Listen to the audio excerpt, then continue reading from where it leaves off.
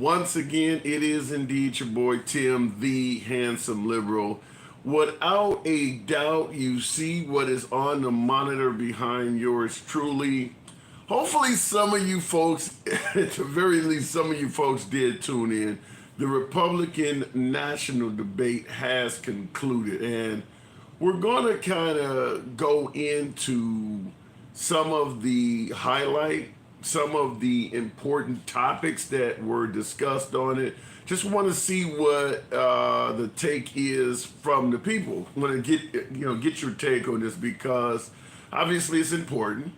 Obviously, without President Trump being there, there is a huge issue with the elephant in the room not being present. And before we get too deep into it, I'm noticing on my TikTok feed, the numbers, something's really wrong with the numbers. I actually got just a handful of viewers on YouTube, which is normal, but by now it's normally hundreds of viewers on TikTok, and it's at 3. So apparently there's something going on with the TikTok feed, but for you folks who are watching, we'll see if it corrects itself. Otherwise, we may have to restart the live stream on TikTok. But that is what we're asking. Did you guys get a chance to check out the Republican National Convention? Now, of course, yours truly certainly took some notes and want to run over a few things. Coming at it from a liberal perspective, there are some things that were there were some things that were pleasing, and obviously there's going to be a host of things that were not. So we're going to talk about it from both ways. But give me a moment. I am certainly going to try to restart the live on TikTok because it's frozen at like three viewers, and I have never in my life only had 3 viewers on TikTok. I mean, that's not even a fraction of what we normally get. So I appreciate you folks that are tuning in on YouTube, but give me a minute while I see if I can figure out what the hell's going on with TikTok because that is incredibly low. And while I'm getting TikTok corrected, you YouTube viewers, if you got a comment, this is the time to submit it because I'll certainly see it. I'm gonna switch over to the other account on TikTok and see if we can figure out what's going on here. Let's see here. Yeah, I don't know why it only had so few viewers there. Okay, we should have it up shortly. Now it's playing music and shit. God damn. I apologize for you folks on YouTube. I'm trying to figure out why this thing is doing this. Okay, let's see here. We'll just go straight live and see what we have happened here. All right. So we're talking about the Republican National Debate. Now, on YouTube, obviously, the sign is reversed as well, and I haven't been able to figure that out. But let's try to give it a shot here. We're live on the backup profile on TikTok. What up, folks? Once again, it is indeed your boy Tim, the handsome liberal. Understand for you folks watching the replays on YouTube, they can be a couple days behind because YouTube tends to censor Trump and MAGA related material. Nevertheless, we're going to try to make this show happen. Just briefly, we're talking about the Republican National Convention that just concluded. Want to give you some of the topics they covered that from the left side of the aisle, I would certainly, it's some left-wing candy. Some things that folks on the left would want to talk about as well. Climate change, abortion, crime, January 6th came up, and our effort to help the Ukraine and teachers' unions. Now, because TikTok is screwing up so damn bad, I don't know if I'm going to have enough of an audience to get a response, but we'll start out with climate change because they let someone submit a question, and that question was, how can you convince the young generation that fear climate change, that you actually care about it? And it gave all 7 or 8 candidates a chance to do that, and in my humble opinion, they pretty much flopped. They pretty much basically told them, let me turn this up. They pretty much basically told them we don't believe in climate change, which if you are a member of the younger generation and you fear climate change, telling you it is not real, listen, we know folks on the right do not adhere to climate change. We get that. But they actually had someone from a Christian university that was basically saying, listen, the younger voters believe climate change is real. And we know that. And we know the Republican Party is not a big fan of climate change theories. So here you had a voter that looked to be early 20s, very early 20s, a Republican, a conservative voter, asking the crowd or asking the debaters, what can you do to convince younger folks you actually care about climate change? And they pretty much told them it's not real. In fact, Vivek Ramaswamy said it's a hoax. It is a complete hoax. So I don't understand if the Republican Party is interested in the, what is that, Generation Z or whatever the hell they are. I don't know if the Republican Party is interested in that age group or not, because the answer was terrible. I mean, the guy is telling you that the younger generation fear climate change, and the response is it's a hoax. The younger generation is not buying that climate change is a hoax. No matter how loud the Republican Party yelled that out, they're not buying that. They believe that climate change is a real issue. Now, we can talk about perhaps the liberals do not have the right solutions to deal with climate change. That's a legitimate argument to make. That's something that could be debated. But there is no denying that the younger generation, the under 25 crowd, believes climate change is a real issue. And their answers were horrible on that. We're going to go to abortion next, but this is also why we've had debates here on this program where I've stated that the younger generation does not tend to go conservative.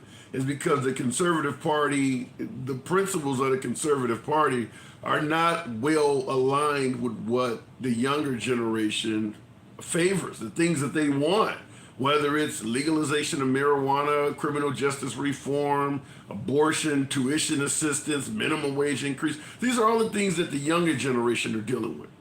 And the right are on the opposite side of all of that stuff. And the climate change issue is something I generally do not even bring up when I give a laundry list of what the younger generation is in favor of. But that is yet another issue. And they're on the opposing side of that, which is also probably why Vivek Ramaswamy had stated that he would like to raise the voting right age. He wants to raise the age at which you can vote from 18 to 25, and suggested that you need to either be a first responder, join the military, or be able to pass a civics test before you can vote if you're 18 to 25. Once again, the 18 to 25-year-olds, that's not going to resonate with them either. So I do believe that the Republican Party has a hell of a issue with younger voters. But we're talking about the Republican National Convention. Now that my TikTok audience has came up, it looks like there's a few hundred of you in here. Don't know what happened earlier. Next issue in the Republican National Debate, which is what we're talking about, was abortion.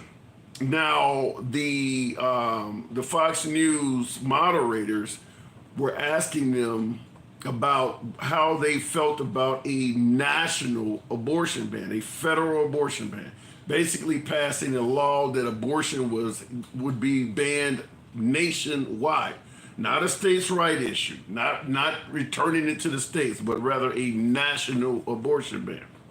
Mike Pence led the charge, suggesting that he certainly would be running a pro-life administration from the Oval Office. So Mike Pence did not back down on that. I've said before that, in my humble opinion, I do believe most folks on the right prefer a national abortion ban. However, that is not very popular among a lot of folks. So the way it sounds better when you say we're actually just trying to hand it back to the states and go from there. But it's very similar to when the liberals say that they're not trying to take away, all guns. They're just trying to do this or do that. And the pro-Second Amendment crowd can see right through it. Like, no, your goal is to take away all guns. You just want to have a stair step to get to that point. Well, the same thing applies with the abortion ban. The goal is a federal abortion ban. period. But it's a stair-step process. So you go for states' rights first, get that, then you go to the next one. But nobody's going to admit that. Mike Pence did admit that. Mike Pence did come out and admit that, yeah, if I'm president, I'm going to be a pro-life president from the Oval Office. And, regardless of how you feel about Mike Pence, he was honest. He was honest. So I'll give him credit for that. In the comments, real quick, somebody says no one talked about any real policies that help Americans. I disagree with that. I'll explain why. Lucas, as per the Constitution, abortion is up to the states. Non-enumerated rights belong to the states. Well, we can say that abortion rights belong to the states, but we know that there are politicians that would like to do it federally. Every politician is not looking to just leave it up to the states. And I say this because if you genuinely believe in protecting the sanctity of life, you don't want the unborn to be killed, you're not going to be happy if somebody can go down the street, cross a river, and get it done on the other side in a different state. If you're truly about protecting babies, protecting the life of the unborn, you want to do it everywhere their life is being taken. So the idea that you could have an abortion clinic 20, 30 miles down the road in a different state that's liberal, and the Republican that's 20, 30 miles away is not going to want to do anything about that makes no sense at all. If you are about protecting the life of babies, you're going to want to close down that clinic that's across the river as well. But for a lot of folks try to convince others that that's not the case. I don't care what politicians want to do. The Constitution is the Constitution and the supreme law of the country. I mean, I understand what you're saying, but I'm just letting you know it is what it is. We can talk about the Constitution, but we all know that there have been efforts to subvert the Constitution since this country was in existence. I mean, we know that all men weren't created equal. We know that women couldn't vote. I mean, the Constitution has always been there. And we know people have been getting treated like shit the entire time. That's the reason why the Constitution has so many damn amendments. It's because people were trying to go around the Constitution constantly. Abortion is just another case of that. Looking in the comments, Ron Box Open. We'll go right to American Outlaw. Love the name. American Outlaw. Now, I don't know if this damn TikTok is going to act right tonight, but we'll see if we can make it act right. Good evening, American Outlaw. Hey, what's going on, buddy? Not much at all. Did you catch the debate? Yeah, I did. I think Vivek won the night overall, but I think on the stage. But I think Trump truly won without even being there. Well, if you are a Trump supporter, he was going to win no matter what. I mean, there's nobody on that stage if you truly support Trump that there's nothing they can do. It was impossible for any of them to beat Trump from Jump Street, don't you think? I mean, can you come up with anything if you support Trump that any of those folks could have said that would make them come out on top? Oh, I think Vivek had a great night. I think that he probably, after tonight's performance, will make Trump shortlist for VP candidates. I think he'd be a good member of the team. But Trump, I mean, he's got 77 million views and counting on his interview with Tucker Carlson tonight. I mean, he clearly stole the thunder out of that debate. Yeah. Well, that was the goal, and I agree with you 100% that Vivek Ramaswamy is not running for president. He's running for a cabinet position, potentially VP. But in regards to you suggesting that Trump won the night, I would submit to you that was the plan not the plan, but that was the outcome regardless. There is absolutely nothing that any of those folks on that stage could have said, no matter how beneficial it is to Republicans, that was going to beat Trump. They had their mind made up that Trump is a better politician than those folks several months ago. There's nothing those people can say that's going to win over Trump anyway, right? Yeah, no, I completely agree, but I think, no pun intended here, but I think Trump outboxed Fox, because if you see the way Brett Baird conducted himself tonight during that debate, their intent was to get Trump there on the stage and try to do anything they could to hurt his candidacy, and he outboxed Fox. Well, what do you see What do you see Fox News or even Brett Baer doing that is trying to hurt Trump's candidacy? Because if you look at the opponents who are more in line with Trump's policies, such as Vivek, the way he handled them tonight, and the way he tried to cut off Vivek several times during the debate, he tried to cut Vivek off. Even had towards the end there, during the lightning round, he had a little, comment where he said, "This is the lightning round, not Rolling Thunder," and he singled out Vivek on stage. And he's the closest one in line with Trump's policy, so you can just about imagine how that would have went if Trump would have been on the stage. Yeah, he absolutely, by far, is the closest in line with Trump's policies, up to and including suggesting he would pardon Trump, his stance on the Ukraine versus Putin. In fact, I think just about every other candidate up there, with the maybe a flaky bit on Ron DeSantis, because Ron DeSantis was trying to kind of play both sides, but every one of those other candidates is in favor of sending money and continuing to help the Ukraine. Oddly enough, why is Trump on the other side of all of those candidates, including his own former VP? Because I think if you look at what's going on in our country right now, most recently, the tragic event in Maui, right? We give $700 to a family, we've given over $120 billion to Ukraine, which equates to roughly 500,000 per household when you take population into a factor. If we can afford to give that much money to another country, but we can't afford to help out something as tragic as Maui with more than $700 per household when these people are literally sleeping in tents because everything's been scorched around them, it says a lot about where your priorities are. And I think that's why Trump and Vivek are on the other side of that, because they would rather see that money going to help American citizens out and not foreign countries. Yeah, but here's the issue I have with that. The Ukraine was just invaded in February of last year, February of 2022. Americans were suffering before that. It's not like we were helping out struggling Americans. Then all of a sudden we started sending money to the Ukraine so people could not get assistance. The folks who are struggling now did not notice any change in their life between the time we were sending money to the Ukraine and the time we were. If you're struggling now, chances are you were struggling before the Ukraine issue took place. That money no one in America noticed that money going to the Ukraine. No, but I think it just says what your priorities are. And it's a smack in the face, because in reality, it's the taxpayers who are funding those contributions to Ukraine. And it's the taxpayers who need that assistance. In Maui and East Palestine, Ohio, I mean, if you look at two of the most tragic events in recent history under Biden's term, you would probably have to say it's Maui and then East Palestine, Ohio, with that train derailment.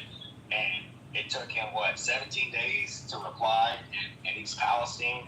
It took him over a week for Maui, and it wasn't until he was criticized and ridiculed, and then he said no comment when he was asked about the uptick in the death count in Maui, with a smile on his face. And then he had a bunch of sly-ass goofy comments while he was there in Maui that just was totally not representative of somebody you want, represent your country. I mean, I just think his priorities are fucked up.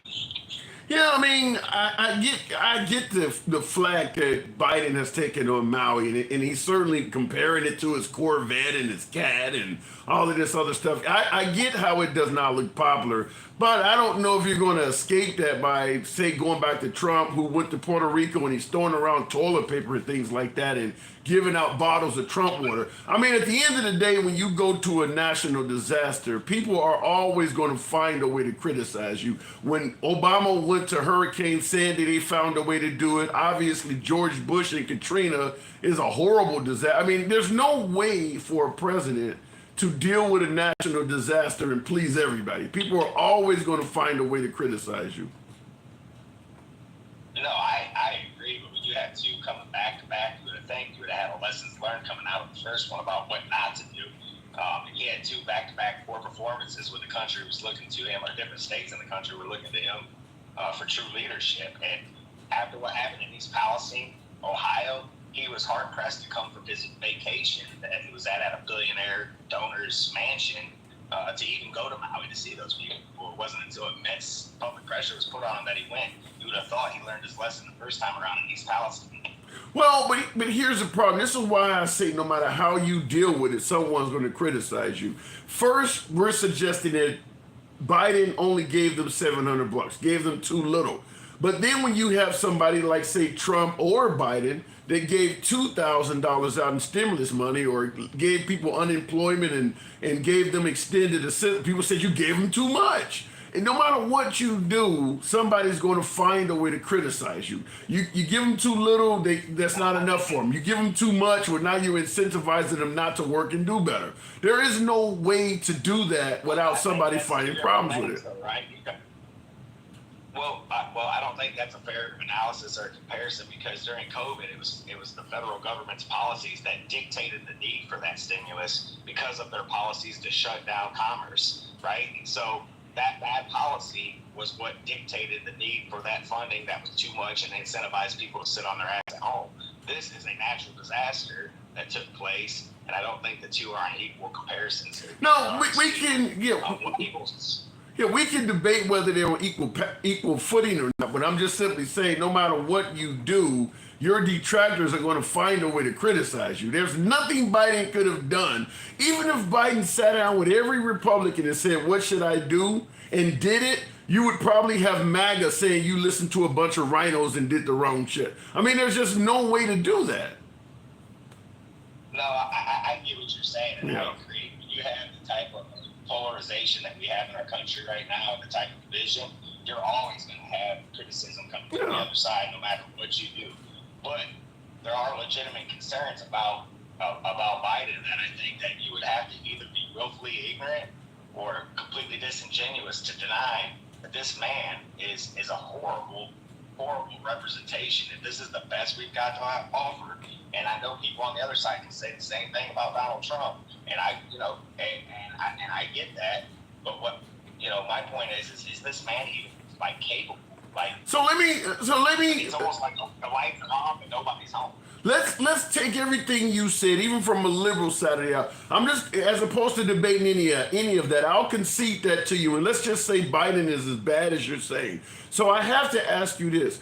If Biden is as bad as you're saying, doesn't know where the hell he's at, he's running the country into the ground, why wouldn't the Republicans seize on the opportunity that we have a very unfavorable candidate and put somebody else up that is in less turmoil? Why make it a choice between two evils and put forth your worst candidate as well?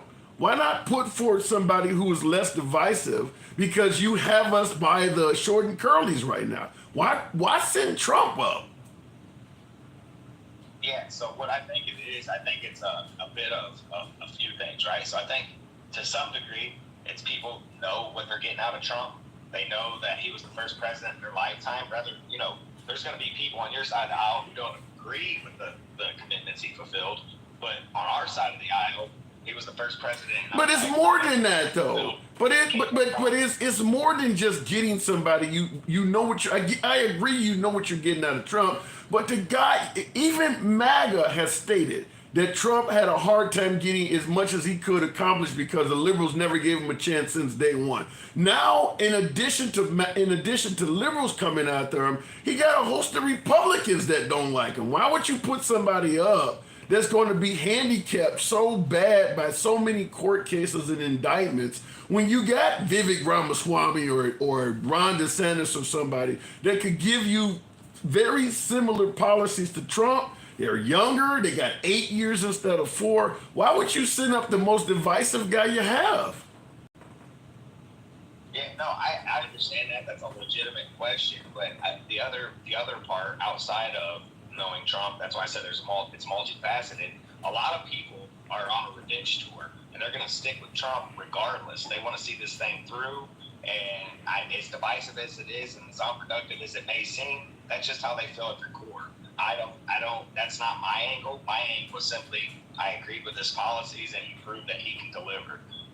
So in regards to, you made 2 points. First of all, you said some folks are supporting Trump because they're on a revenge tour, which to me is just as bad as anything Biden has done. It is that you're voting for a guy strictly because you want revenge. Talk about voting based on emotion. But take into consideration your point where you like Trump's policies. Do you not think you couldn't get most of Trump's policies out of some of those other candidates? Yeah, absolutely. Up to this point, Vivek has been by far the shining candidate, and I've been following his campaign very closely. He doesn't shy away from answering questions directly. He was challenged.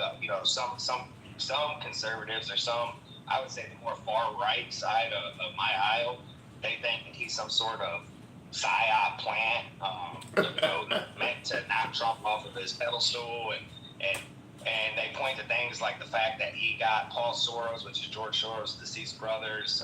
He was one of hundreds that got a scholarship program, which he was a first generation of an immigrant family, and he didn't have a lot of options. He would have been stupid not to take that opportunity. He addressed that question directly when he was asked it in Iowa recently. He told him, yeah, I took it. I have absolutely. Then you have other people on the far right who feel like he might be too close to the World Economic Forum because he was on their list of young, inspirational Americans, and he asked and actually sued the World Economic Forum for not taking him off that list. And he answers these types of questions that, put the conspiracy theorists on my side of the aisle's worries to rest. He answers them directly, and he's actually got receipts to back up what he's saying. So I think he's a shining star. I think he's got a bright future.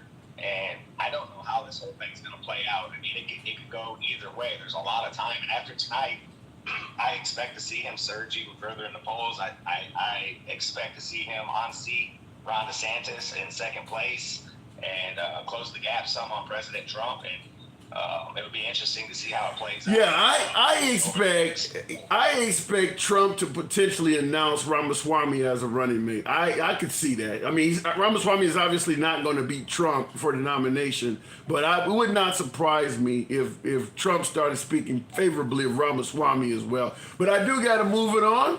Appreciate you coming in, man. Yeah. Good talk. Absolutely. Have a good night. You too. It's always a pleasure. Looking in the comments, FJB has proven that Trump was better at literally everything.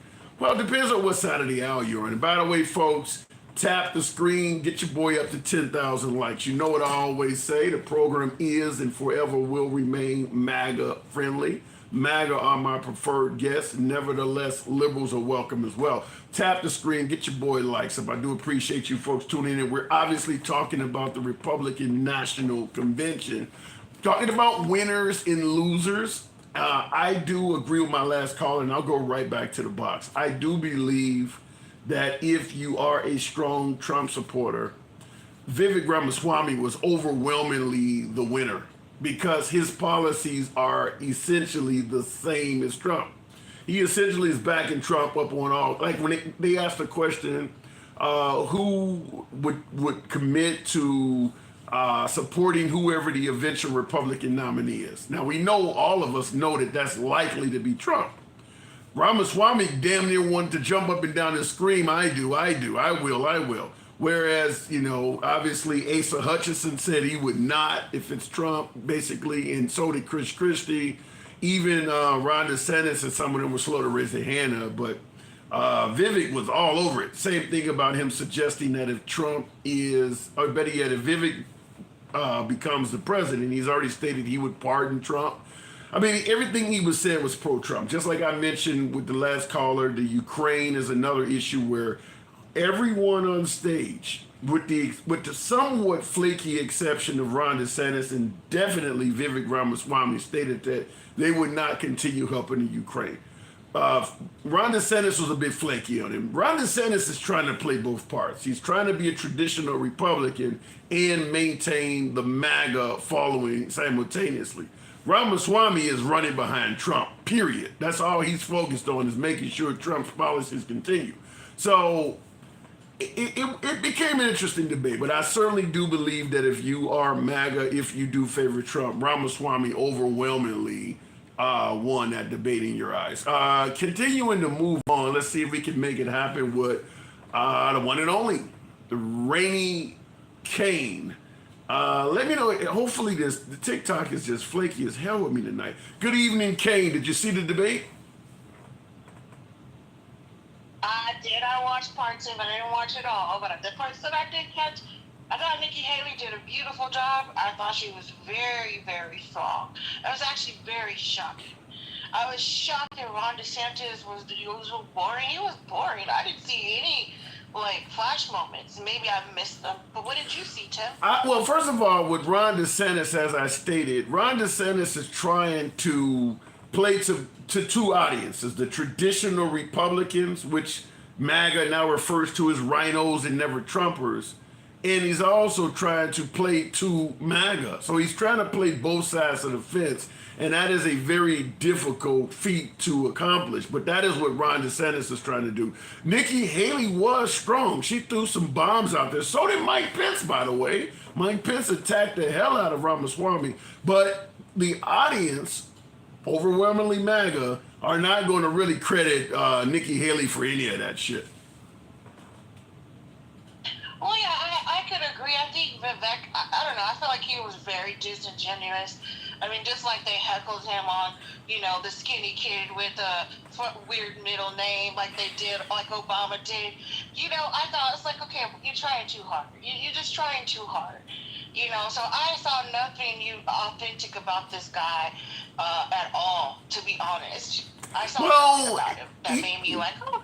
But again, I know he's MAGA, and I know probably MAGA loves it. Yeah. I think MAGA loves it. So you're right. In that vein, and I think Trump actually won't pick him.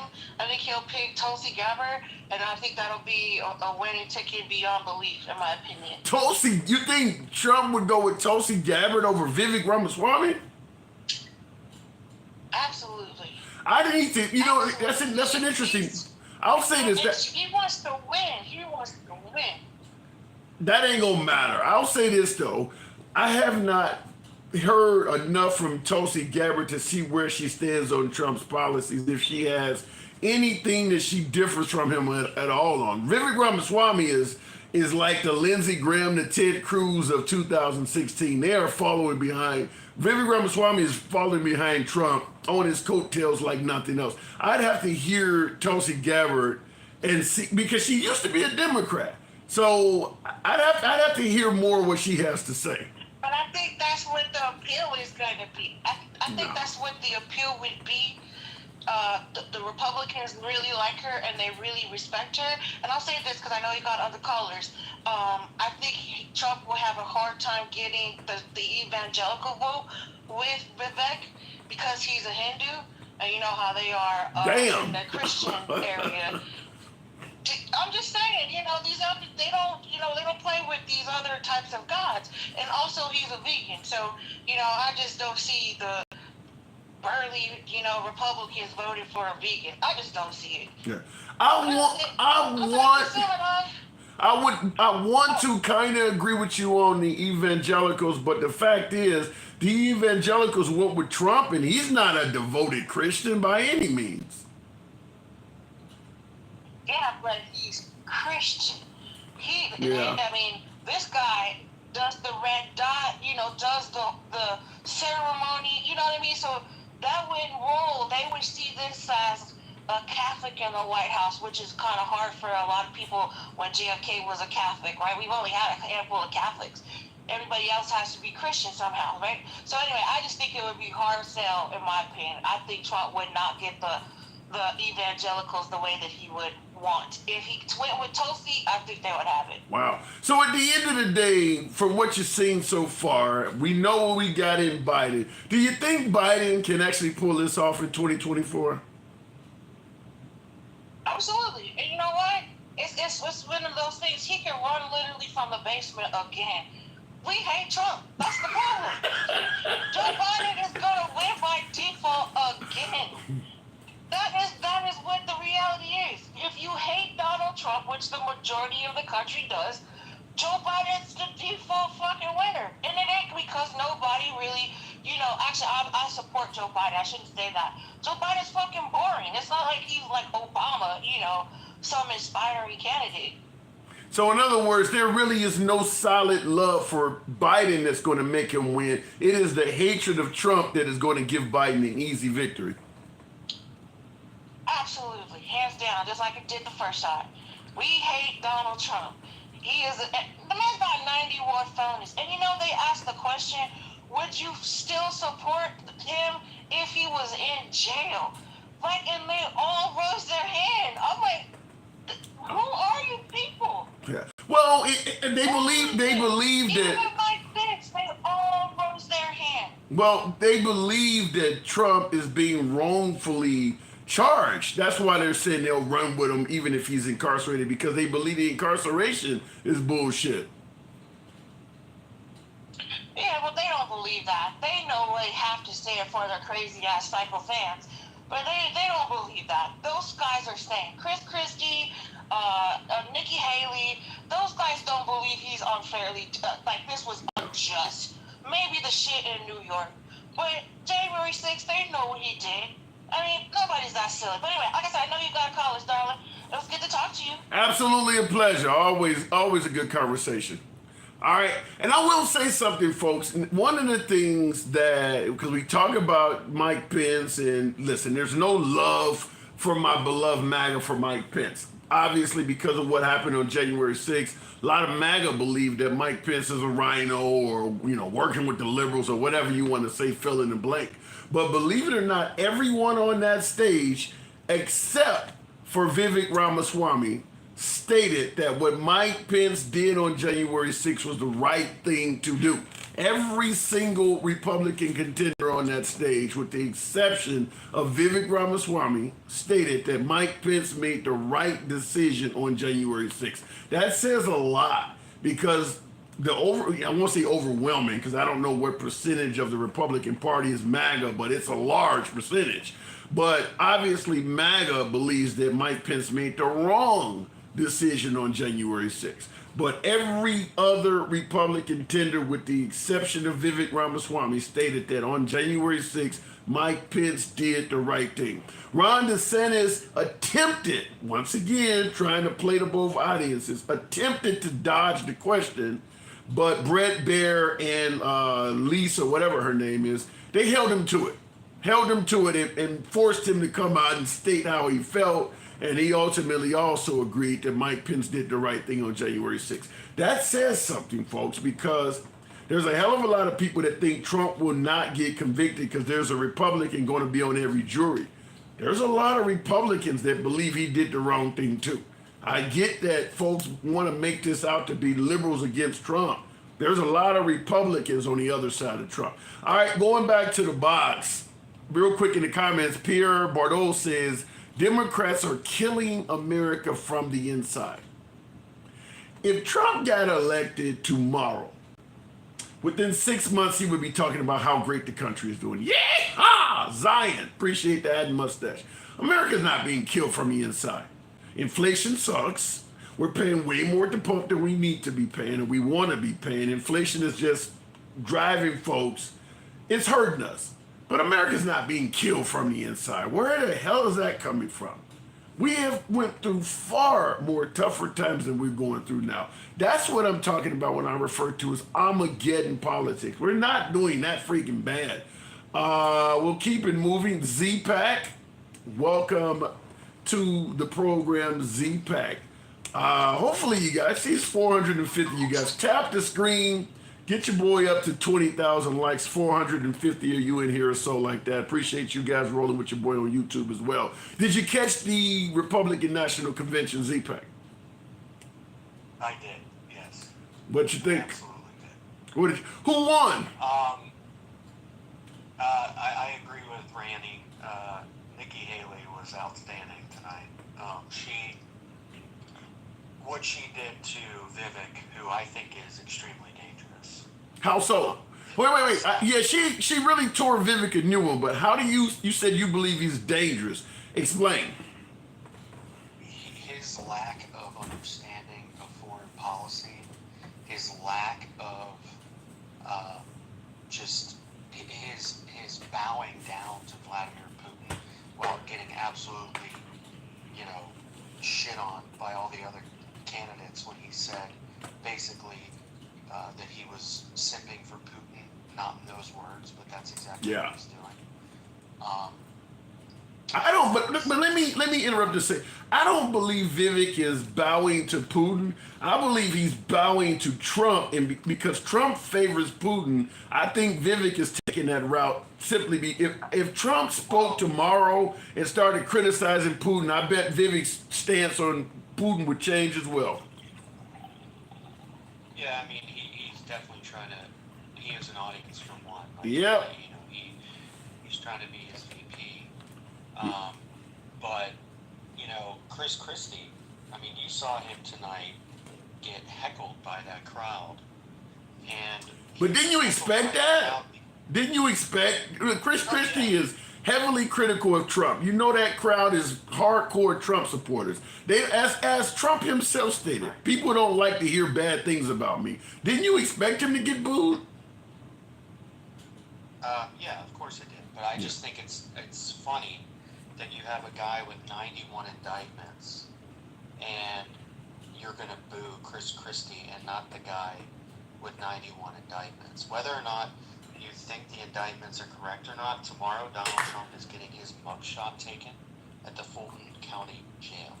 Yeah. He's gonna be fingerprinted, and that is just the reality of the situation. If he gets convicted, the fact that a bunch of people there, and they're not fake indictments, believe me. There's a lot of people in the comments that seem to think Yeah. they're certainly not fake.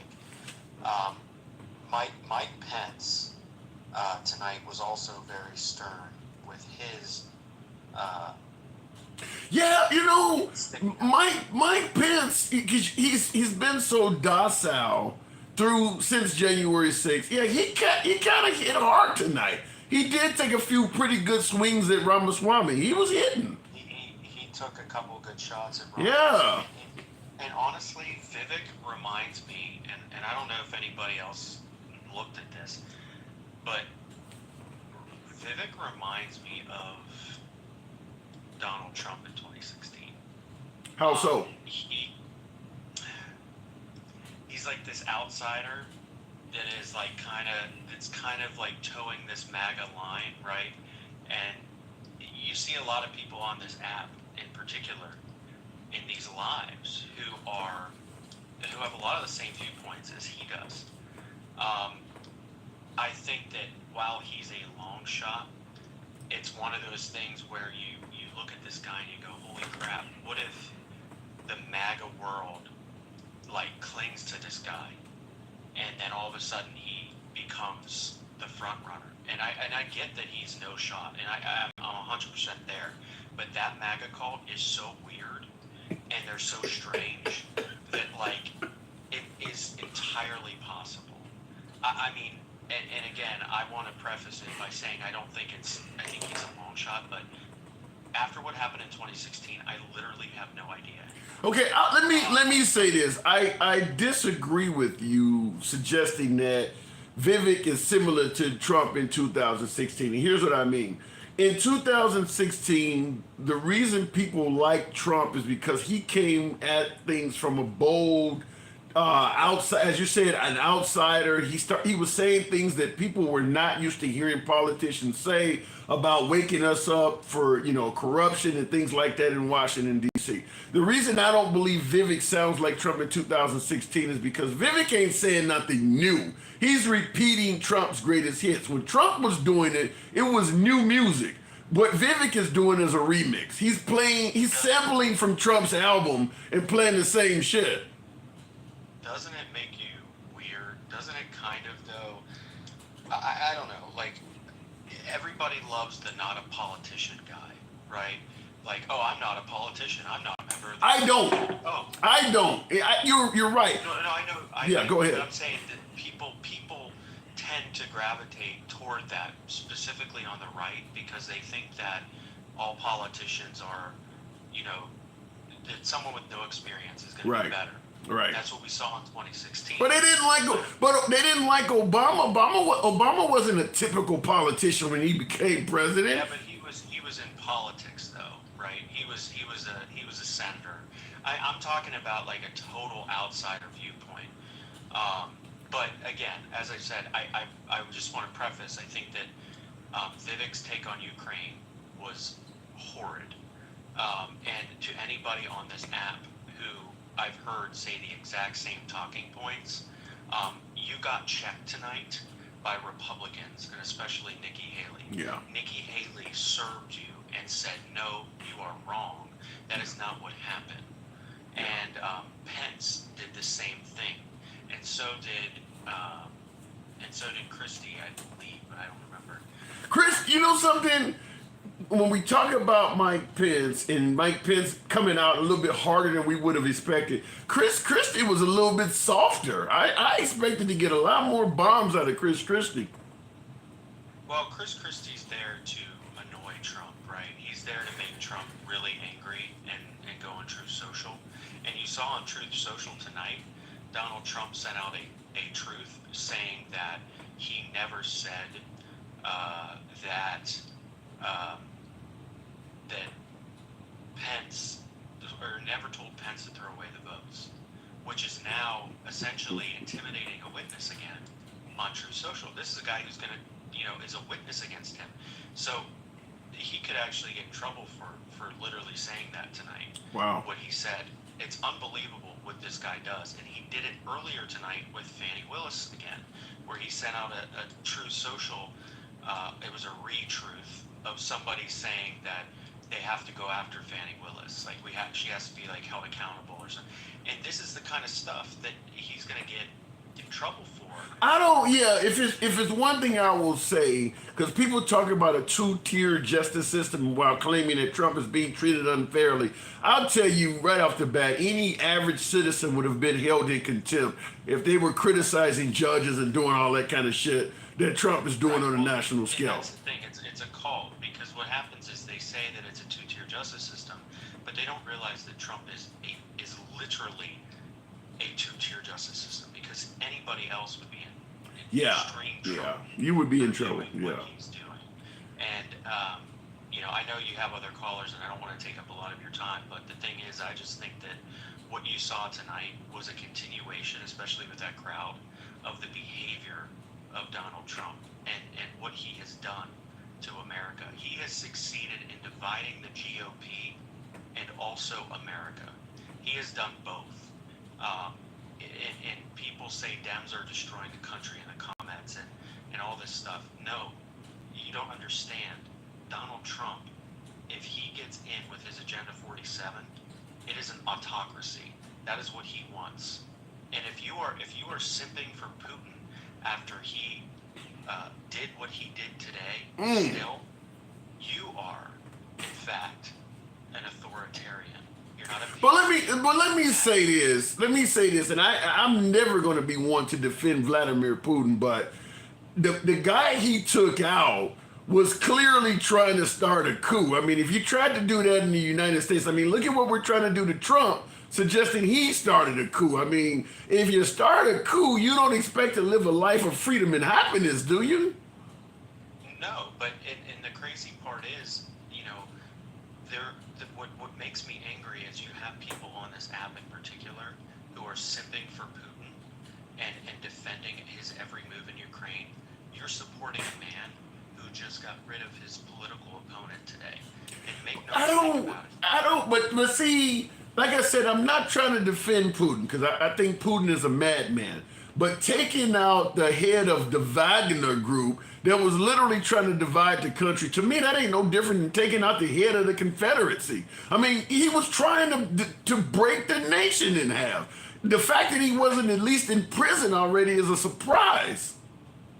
Right, but what Putin is, though, is he's a former KGB guy. So what he does is anybody who goes against him, he's going to take care of. Yeah. And also, and like they said tonight, I think it was Mike Pence who said it. He said that, to Vivek, you clearly don't understand Vladimir Putin, because he has said multiple times that he wants to return Russia to the USSR. So, and again, I will say this with my whole chest, and I'll let you go. Okay. But there is a term that I call PINO, right? It's a patriot in name only. You are simply not a patriot. Wow. If you support Donald Trump, because Donald Trump wanted to throw out the Constitution. like Chris Christie said tonight, if you support that, you support an autocracy. You do not stand for the United States of America, and that's as simple as it gets. And if you can't accept that, you are in fact in the cult. So understand, the Kool-Aid from Jim Jones is going to have a price with Donald Trump because he charges you for everything. Yeah, a patriot in name only. Now that's some deep shit. All right, Z-Pack, appreciate you coming in. Thank you. All right, now I want to say this. What I was trying to tell the last caller, and also will go straight back to the box. But like I've said several times, I'm certainly not a fan of Vladimir Putin. However, I will say this: Vladimir Putin, for all of his evils, is not doing anything that America would not do. Here's two things that we're criticizing him for. Number one, the invasion of the Ukraine. The Ukraine is starting to get very close to partnering with NATO. In fact, they've already asked, it is NATO that has rejected the Ukraine from joining. Now, imagine if Canada or Mexico or say the Bahamas tried to partner with the Soviet Union. Remember the Cuban Missile Crisis, very similar event where President Kennedy was literally willing to go to war with Russia because they were trying to put a base and missiles on the island of Cuba. We would not want our adversaries that close to us either. Remember, the Ukraine borders Russia.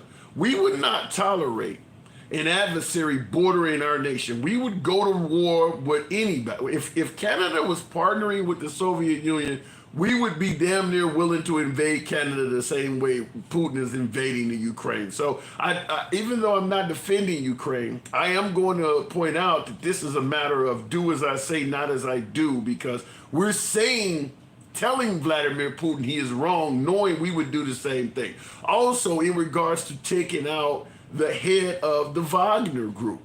Once again, if you try to derail the United States, you're marching through the American mainland with hundreds of soldiers all armed and you have military vehicles, suggesting that you are about to go to Washington and take out the leadership, we would kill you too, period. And it probably wouldn't be 2 months later like what happened with the head of the Wagner Group. I just want to point that out. I'm not defending Putin, but I don't see where he's done anything on these two issues that America probably would not do the same. We might word it differently. We might taint it so it doesn't look like it's really evil like we did in Iraq or something to make it sound better. But we would probably do most of the same shit if one of our neighbors tried to join the Soviet Union, like with the Ukraine trying to join NATO. I mean, it is what it is. Do as I say, not as I do. Looking in the comments, I disagree with your premises respectfully. Pharaoh, I love to have you in the box. You can tell your boy what you disagree with. As always, what do I say? It's about free speech. I do not block, ban, or censor anyone for their commentary. So if you disagree with the host, let me know. I like to hear that. I will challenge you on your opinion, but I won't censor or limit your time in any way simply because we have a disagreement. But I strongly believe that we would go to war with Mexico or Canada if they tried to join the Soviet Union. We would not tolerate that. We would either go to war with them or we would be deeply involved in their politics, trying to make sure we put a pro-Western, pro-United States leader in their country. If Trudeau started siding with the Soviet Union, something might happen mysteriously to Trudeau at the hands of the United States. This is the part, one of the few times where I will hold up that Trump was right hat. When Trump told, I believe it was Bill O'Reilly during an interview, when he was speaking favorably of Putin, and Bill O'Reilly asked him, why are you siding with a dictator? Why, that does all this stuff. And Trump said, so do we. So do we. And that's a fact. We do a lot of bad shit. We just don't cop to it. Trump was right about that. All right, looking in the comment section. Mysteriously, Max Phipps. That's what we did with Iran in the 70s. You're correct. Hamid Karzai, leader of Afghanistan during our time there. He's another U.S. plant.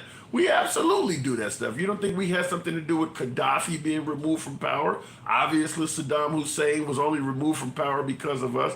We do this stuff all the time.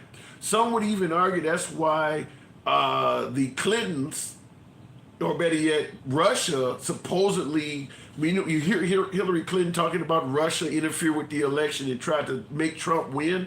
Some would argue that the reason the Russians got involved in our election is because the Clintons, during their time, got involved in the Russian election. Bill Clinton used the power of the United States to interfere with the Russian election, trying to prevent Putin from coming to power. We do a lot of shit. Let's understand that. So Trump is right about that. He just wasn't supposed to say it. He is correct about that. He just was not supposed to tell people that. We'll keep it. Oh, excuse me. Oh, man. For the great. All right. Keeping it moving. Putin, just a bad actor. Yeah, but he's not the only one. For the great. What's up, man, Jim? Not much at all. Did you catch the debate? Yeah, I did. Who won? I think Nikki Haley won. Wow. But I think the guy that's been the trump card, no pun intended, the whole time for me has been Mike Pence. Now, I might be partial because I'm here in Indianapolis, but that man worked closely with that guy. I can't believe that January 6th was the first time he was asked to be compromised. It wasn't. I'm sure it wasn't. And in fact, Mike Pence even stated that he tried his damnedest to meet Trump's request on January 6th. He was just told by people he trusted that if you do this, you could end up in jail. He was going to do that also. And I think Pence been talking from the beginning. You know, I just been coming in last once I got my followers up, but I've always believed it. You know, if it's organized crime, that's kind of where I feel with this RICO. It's a different crime, but the organization part is there. And what takes down every RICO is the man next to the man. So, Yep. So y'all better watch Pence. I think You believe Pence is a snitch. Yeah, I think he's been one. Yep. You know, I live in a city where I see a lot of syndicates or whatever they want to label them come down. And, you know, I got a little pass. I know people in the hood, and it's always the guy next to the man. You know, He when always knows everything. and you are correct, it generally is the guy next to the man. And I'll tell you another guy next to the man that's probably going to end up snitching is Rudolph Giuliani. At this point, Trump has made it clear, I'm not going to rescue you. Now, when you look at what happened in Fulton County, Georgia, for instance, all of those people that got tried, Trump is not paying all of those folks legal bills. MAGA doesn't give a damn if Sidney Powell or Rudolph Giuliani goes to prison. So it's up to them people to do what's in their own best interest. Trump could raise millions of dollars or get plenty of lawyers to help him for free. Rudolph Giuliani, Sidney Powell, and the rest of them, they're on their own. They can't get all of that shit. So it's going to be up to them to decide, do I just take this rap, which in cases like Rudolph Giuliani could be for the rest of his damn life, or do I work for the feds and help them get who they really want? Well, you know, it was a saying back in the day that, you know, criminals took care of criminals. You know, when your man went down, you put money on his books or whatever the case may be. You know, January 6th, if that was in the name of MAGA and you represent MAGA, I don't know the numbers. You know, I'm sure some smarter people than me on here, but how many court dates his representatives are showing up to? How many GoFundMe's are they doing in their name because, you know, they're patriots or whatever the case may be? You know, he's doing something for Giuliani. Yeah. You feel me? So I guess you got to be Giuliani to get the MAGA support. I don't even know if they doing nothing for Giuliani, but one of the things I said definitely Trump should have done is given free legal assistance to all of the January 6th protesters that come. I mean, he could have easily found a few patriotic or right-wing law firms that would have handled those cases pro bono. He didn't even try to help them out at all, other than to say, well, if I get reelected, I might consider pardoning you guys. But they're sitting in jail now. They need help right now. They don't need to wait till November of next year. They need help now. And he could have easily did that and just left those folks hanging. But was ironic about what you just said, and I just kind of got it and took it back to the debate was you said, he could just simply say, I'll pardon him. Everybody on that stage, but a few said that's exactly what they would do to Trump. So No. I disagree with that. We know Chris Christie and Asa Hutchinson is not going to pardon Trump, but I haven't even. I mean, has even Ron DeSantis, has he definitively stated he would pardon Trump? No, that's my point. They didn't say one way or the other. You see what I'm saying? So they left that gate open just like Trump did, saying if I get elected, I'll pardon you. So if you're not elected, then I don't have your support. That's how I took that comment. Yeah, but think about it this way, though. The people on that stage, if they pardon Trump, they're doing it because they believe that he's innocent. The folks on January 6th, they were true blue MAGA Trump supporters. Trump already has their support. He shouldn't have to think about whether he want to help them or not. They were only there in the Capitol building in supporting him. They should have had his support the moment they got arrested. Yeah, and I think when people say cold or whatever, they still have his support. I don't like calling people and labeling people, but if it quacks like a duck, it's usually a duck. You know what I mean? So, I think tonight what I heard was, Trump.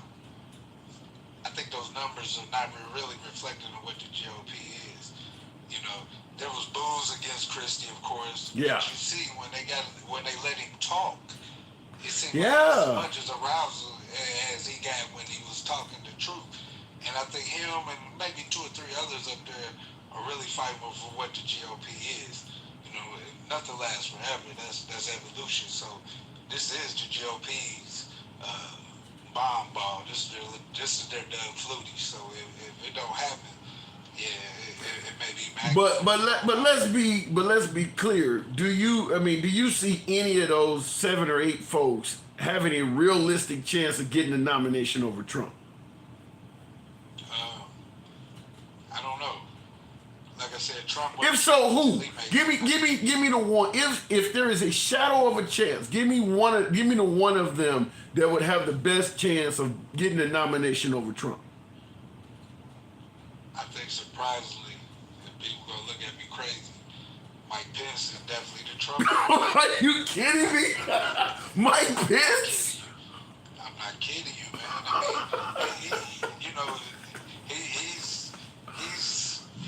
what the GOP gonna need. It's gonna be someone like him, man. Vivek, a little too young, a little too wild. No. And I hear you, brother. Hey, I said nobody's gonna believe what I said, man. I agree. I'm just telling you, man, that dude, he know deals that probably you can't even touch him on. You see what I'm saying? And I kind of believe both sides on what's this and that because the government is deep. I don't know about no deep states and Star Trek and all that, but yeah, they do a lot of stuff.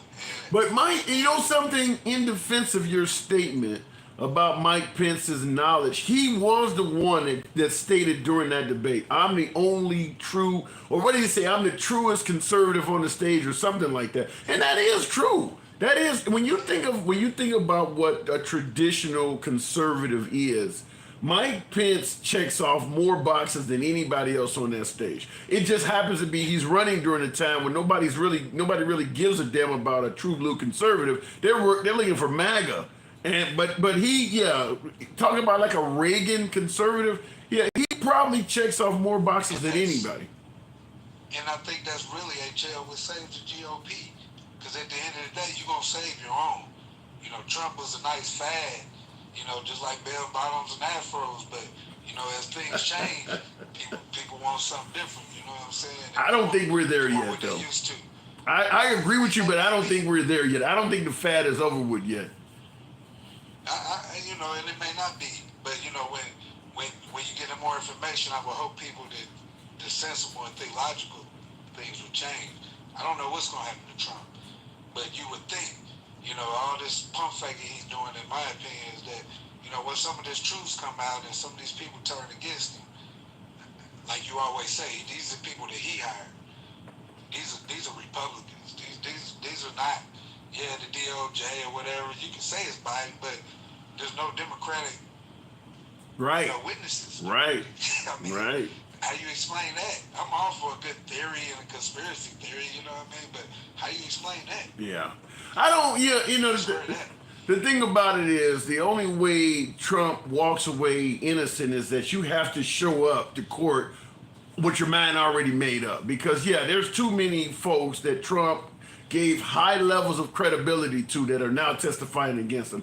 It's one of those deals that I don't care who the person is. The moment they speak negatively of Trump, they must be a traitor or, you know, or a rhino. And that doesn't make any sense because, yeah, it's not all liberals by any stretch of the imagination saying that Trump is a criminal. It's a lot of Republicans doing it. Yeah, and that's why I put Pence out there because, like I started with, you know, I keep the same energy. The guy next to the guy, he know how it goes. And if he did manipulate some things, guess what he did? He's either going to be a better criminal or he's going to turn states and get his little deal. I don't disagree with that. I don't disagree with that. All right, further great. I think we certainly came around to a total agreement at the end. Appreciate you coming on, man. Hey, HL, I got two things and then I'm out, brother. Let me hear it. First thing is, I don't know any president that owns gas stations, Walmarts, Amazons, or anything else. I say that to say that I'm 45, so when I started driving, gas was 98 cents a gallon. So I guess what I'm saying is gas moves up no matter what the president is, because we're in a capitalistic society. That's just what it is. You know, whatever. Second, man, this is a PSA, man. HL got one of the best shows on Oh, that I like on TikTok. appreciate that. Alone, quit reporting to people in the box, because you learn more when you let people talk. Much love. I definitely appreciate that, man. Appreciate that plug. All right. Thanks for that plug, man. All right. Looking in the comments. And I will say this. Now, he was alluding to the notion that fuel prices are going to go up no matter what over the course of time. And there's some validity to that. Inflation happens, but I will just say this. I'm a strong believer that whether your team is winning or losing, if you're the coach of the team, you take responsibility for that. Doesn't matter if your team is losing because a player got sick or you actually recruited a shitty player. At the end of the day, a win is a win, a loss is a loss. And under the Biden administration, in terms of fuel prices, his team is losing. Now, we can argue, well, it's OPEC or it's price gouging or it's something this or that, but it's happening under his watch. I get the notion that it may be something out of his control. I'm not disagreeing with that. But let's just be real. If prices were going down significantly under Biden, and it was something that was totally out of his control, but the prices were dropping, he would be taking credit for it. We all know that. We all know he would be taking credit, even if it had nothing to do with him. That is why I'm suggesting that when you are the coach of a team, you get credit for the wins and losses, no matter how they are happening. You're over the team. I mean, because if it was, let's also be real about it. If this was happening under Trump, you think us liberals would be coming up with, well, it must be OPEC or it must be some other price? No, we would be blaming Trump. We would be blaming Trump, whether it was his responsibility or not. We would be blaming him. So I always try to keep it as unbiased as I can where I can. And I'm just simply saying politics is like that. When you're the leader of the team, people give you credit for the wins and losses. I mean, there's a bunch of coaches out there that got a person like, you know, Tom Brady or Michael Jordan on their team where they were going to win no matter what the hell they did. Well, they still are the one that gets the Gatorade tossed on them. They still get a ring. They still score a win, even if it had nothing to do with them. And that's how it works as president. You're in charge. You accept the wins or losses. I believe one president once said the buck stops here. You don't get to go around. And that was one of the things I generally criticized President Trump for constantly, is that he accepts the wins and blames all the other losses on somebody else. Even if it's members of his own administration, he'll blame it on somebody else. Even if the loss is caused by somebody he told you was a #1 draft pick. You went out and drafted this guy. He screwed up and the team lost, and you're blaming him even though you drafted him. Trump was known for doing that. I didn't accept it from Trump, and I don't accept it from Biden. Fair is fair. All right, looking in the box, we'll keep it moving. We'll go straight to Pharaoh. Wow, did I see? Oh my God, I saw somebody named Trump. I would have clicked on that. I just happened to see it. Pharaoh, good evening. What's up, brother? Not much at all. You said you disagree with my premise. Let me have it. Yeah. Hey, first, Ferdy, great.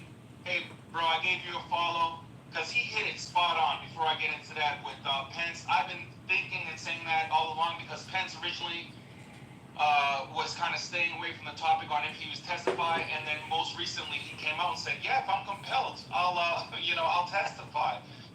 So you believe he hit it spot on about the snitching part, working with the government? Oh, he's fine with that. I don't think anyone on this earth today is going to dispute that. Pence will get up there, and he's not going to call it snitch. He's going to say that he's, defending democracy and saying because he was compelled, like he was forced to testify. But we all know that there's ways to not testify against someone. Now that's true, but let's be clear. When they were talking about hanging Mike Pence, Pence has said on television that Trump did not check on him for several days. The January 6th hearings committees, it was revealed that when Trump was told they were threatening to hang Mike Pence, he said maybe he deserves that because people think he did the wrong thing. He said all kinds of negative stuff about Mike Pence since January 6th. If you were Mike Pence, as you point out rightfully, there are ways to not testify. Would you try to save this man if he done you like that? Well, first of all, I'm not in that partnership, so I can't speak on. You can give an opinion. Come on now. Because my whole thing is this, and this is why personally I don't get involved in illegal things with other people. If I'm going to do something, it's going to be just myself, which I don't do, by the way, for this broadcast. But there's no honor among thieves, bro. There's no honor among thieves. So once you get into But wait a minute, when you say no honor among thieves, you're insinuating they were doing some wrong. what? Yeah, they were doing some wrong, and Pence knows that they were doing some wrong. Pence knows that they were doing some wrong, and he got out of there at the last minute, probably, a little bit too late, but he got out of there. Now, you notice there's no charges against him. So, that's interesting because everyone else is up there. Mark Meadows, all the attorneys. I mean, there were 9 that came in and turned themselves in today. By the way, I'm in Atlanta, right down the street from Fulton County. Oh, damn. There will be 10 more tomorrow. If not, if those 10 don't come in, the other 9 and Big Fish, I know Trump is supposed to be scheduled. If they don't come in by Friday at 12 o'clock, It's a warrant. Fannie's not playing. So Yeah. Mark Meadows, for example, he can go ahead and play with Fannie and Georgia State if he wants to. But when 12:30 come around on Friday, he is a fugitive from law, and any citizen, can go after him because he is a fugitive at that point. They're not playing with him. So yeah, all of them. RICO charges are no joke. RICO charges down here are no joke. And I'll give to just my perspective in being in Georgia. Kemp is not helping. None of them, because he doesn't. No, he's not. Ability. But once again, when you mention Governor Kemp in your state, it's very similar to the question I asked you about Mike Pence. Would you defend somebody who treated you like shit? He's also treated Kemp really bad. Hell no. No, Kemp isn't going to help him. But even if he wanted to, and I'm not just talking about Trump, I'm talking about the other 18 defendants that are on this RICO charge. There's 19 in total. Right. Even if Trump wanted to pardon, that's not how we do it down here in Georgia.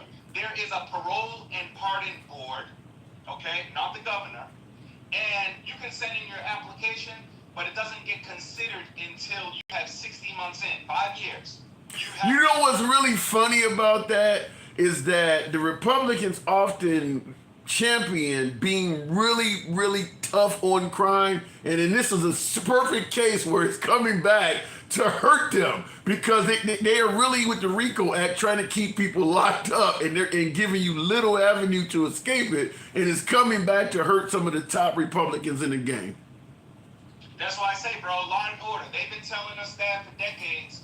Black people, Black Americans have been telling Republicans Republicans and MAGA and others, anyone that would listen, hey, the justice system, you know, hey, there's something going on, it's not right, there's collusion, there's all these things that are happening, it's unfair, and they've been like, no, law and order, you know, justice Right. even if it's slow. I mean, we all know all of the little, you know, sayings that there is, right? Right. Justice is blind, you know, it works slowly, but, you know, it bends towards the arc of justice. All that crap that they've been telling us, yeah, I believe it now. So let's go ahead and get the justice. I'm going to be front and center tomorrow. I'll send you some, you know, any content that I see. Okay. I will be at the Fulton County courthouse tomorrow, front row seats. Can you get in there like that? No, not right in front, but, you know, it's public and cameras are allowed. You know, obviously the Secret Service is going to be there. The FBI is going to be there. The Georgia federal investigators are going to be there to keep order. But it's public, so you can be outside and you can take photos. So whatever I can get, I will send on to you. But Yeah, please do. Tomorrow and Friday. Please do. So let me ask you this. In the comments, Brownsbacker, friend of the program, is saying you talking about Fannie down there in Fulton County, is overcharging, gonna backfire. Is there any possibility with this RICO charge that she may be overcharging them? No, and that's the whole thing with the justice system is typically they overcharge. And there's no penalty for charging and them, you know, relieving them against the charges. For RICO charges, if they charge 20, all they need is 2 for it to stand as a RICO charge. All you need is 2 criminal acts to qualify for a RICO. So if she charges and throws things on the wall and 27 don't stick but 3 do, oh, that's 5 years right there. That's mandatory. Yeah. So all this law and order and all of this stuff, yeah. You know, hey, you convinced me, y'all convinced me that, you know, we have the best justice system on earth. We're going to watch it operate. Fannie said that she was going to investigate and go where the evidence leads her in her charges. And I think that she's done that. She's done a good job in presenting it. But it's up to our jury system, right? Our jury system is going to be, you know, the peers that we've been hearing about. The peers are going to judge him. And, you know, we'll sit back. I'll have my popcorn. What about the notion that now I do believe this, but I'm going to give you want to hear your take on this. What about the notion that going after Trump is political? You got 3 black people. You got up in New York, you got obviously Fannie, and then there's another one in New York as well. I think both his civil and his criminal case in New York. I mean, you got a lot of black people, after this guy. Is any of this shit political? Hey, I don't care. So what? You know, everything is political. I don't know how you can separate political and justice. Right. If our justice system is the best that we have, I'll tell you that Fannie, as part of her election, as part of her running for office, she said she was going to go after January 6th criminals, terrorists, and that's what they are, that breached the Capitol.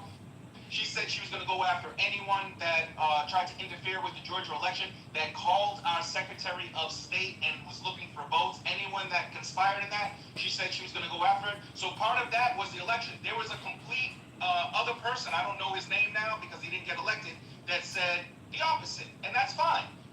The people spoke. It was political. She's doing what she said she's going to do. That's what the people want. So is it political? I don't know. Don't care. It's political. So he did not do it. Yeah. If he did not do it, like they say, he must have been arrested for something, must have been indicted for something. But if he didn't do it, we have the best justice system. We have a jury that is going to have to find him guilty beyond a reasonable doubt.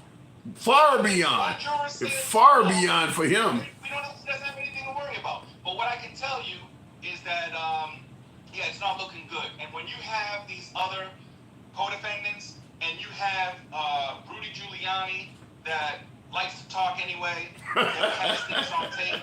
When you have Mark Meadows, yeah, this guy called up and asked our sitting council in Georgia, said, hey, is there any way that, you know, that audit that you're doing, can we speed that up and, you know, maybe a payment will help out, and maybe a payment will...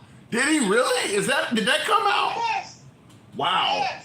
Yes. So not just do we have alleged criminals, but I don't think they're the brightest on earth. You know, I mean, even the John Gotti's and all of these mob bosses were not that stupid. They had less charges and indictments than, you know, this gang of 19. So we're going to see what happens. I'm going to be down there. I'm going to send you the content. But to answer your question, I do slightly disagree with you related to the Cuba. Because here's the thing with Cuba and Ukraine. Here's the difference, okay? I understand exactly what you're saying as far as, an ally and, being close to the borders. But that's not why President Kennedy said, it ain't going down. It was because they were trying to ship military nuclear weapons onto the island. Now remember, Okay, you don't think America has nuclear equipment, atomic equipment out away from the United States mainland that is closer to some of our adversaries? Yeah, but those adversaries don't have the military might and the wherewithal to Right. tell us. Right, exactly. I get that part. So it's fair game. So Russia and the superpowers and China, they have the military might to say, no, you're not going to do this. And, we have to consider that as the risk factor, right? So part of the Ukraine whole thing was we said, hey, do not actually put nuclear weapons in Ukraine. Go ahead and set up your government. We're not going to, we're asking you not to have nuclear weapons and we'll protect you. That was part of the agreement that the U.S. Yeah, that part I agree with. But let me just so I get clarity on this. You're suggesting, let's take atomic weapons out of the picture. You're suggesting that if Canada or Mexico wanted to join the Soviet Union with no nuclear weapons, we would just let them do that. I think we would, because our whole thing is you can now hold on. When I say that, okay, militarily, yes. Now, are we going to have the CIA in there? Are we going to try to influence them to stay democratic? Yes. But the Cuban government has been communist. We never went into We would. Well, okay, all right, fair enough. Militarily. Now we're going to try to influence that country, and we're going to give Mexico subsidies and things, and try to prevent them from going communist. But we never military go into a country and say you're going to be democratic. Yeah, because the influence worked. Russia tried to do what you're saying on the Ukraine. They first tried to influence them. They didn't just go in and attack the country. I mean, they've been trying to do this for years. They tried to influence them. You can't militarily force someone that doesn't want to do something. That's the whole thing. And if we had went into Cuba, no, hold on now. If we had went into Cuba and said, you guys are going to be democracy and we're going to, militarily make that happen out in the open, yeah, that's wrong. But it's all done, the influence, undercover, you know how it goes. And, we send people and we try to get allies. We tried to get those Cuban groups that were anti-communist and try to raise them up. But technically, it's them that are doing. Yeah, we can provide, little. Here's what I think. Here's what I think would happen if Canada or Mexico tried to join the Soviet Union. I think originally the United States would do what you're suggesting. We would try to influence them, maybe trying to get a pro-American leader put in their country or something. We would try to influence them first, either diplomatically or through the CIA behind the scenes to prevent them from joining the Soviet Union. But if that did not work, we would do to them the same thing Russia did. You know how we would do it? We would come up with some kind of excuse for why they provoked an attack. Just like we tried to do with Saddam Hussein. When he didn't listen to us, we created a reason to suggest that they provoked a war. We would do that with Canada or with Mexico. I really believe we would. Well, it's a hypothetical, so we don't know. True. You might be completely right, but what I'll say is that if Russian troops came on the land, yes, that's going to provoke. If nuclear weapons or chemical weapons or things like that, yeah, all bets are off. We're going to attack. But if they were just influenced that they're going to change their system to be like Russia and they had, Russia backing or Iran backing, I don't think that we're, going to be able to sell to Americans that we're just going to invade a sovereign nation and tell them what to do. That's just my take. But you may be right. We can create things up and down. But I just don't see apples to apples with the Ukraine situation with Cuba, because remember, it was a Cuban missile crisis. Right. And the word missile is in there for a reason, because it was the nuclear missiles were on their way. And that was like we'll just tie it off at a gentleman's disagreement. I disagree, but fair enough. I do gotta move it on though. Pharaoh. All right, bro. Good talk. Send me what you get. Send me what you get. Will do, bro. Absolute. All right, looking in the comment section, Republicans have lost their way since Black Thunder. I don't know if Republicans have lost their way as opposed to changing the direction of where they wanted to go. I think before, let's say, President Trump, Republicans had certain principles they stood on. Now, I think that they've redirected themselves, that they believe Trump has the best vision for America. And as opposed to going with Republican principles, they've chose to follow him. That's the way I see it. I could be wrong, but I do believe that as opposed to going with the traditional principles of the Republican Party, they've chosen to follow Trump. Now, Trump does follow some of the Republican principles, not all of them. And Trump is liable to change his mind at a whim. I think MAGA is going to follow Trump no matter what direction he goes into. So I don't think that they've necessarily lost their way. They just changed their path. Wherever Trump goes, that's where we're going. Certainly when you look at what's going on with him in terms of his criminal prosecution and things like that, listen, I understand 91 charges, 91 potential felonies. I understand folks believe that all of that is fake, false. I'm not going to submit to that theory, and I'll go to the box shortly, but I do believe what Trump is dealing with is politically based. I do believe it is a politicized, I do believe their aim against Trump is politically motivated. I'm not going to deny that. That doesn't mean it didn't happen.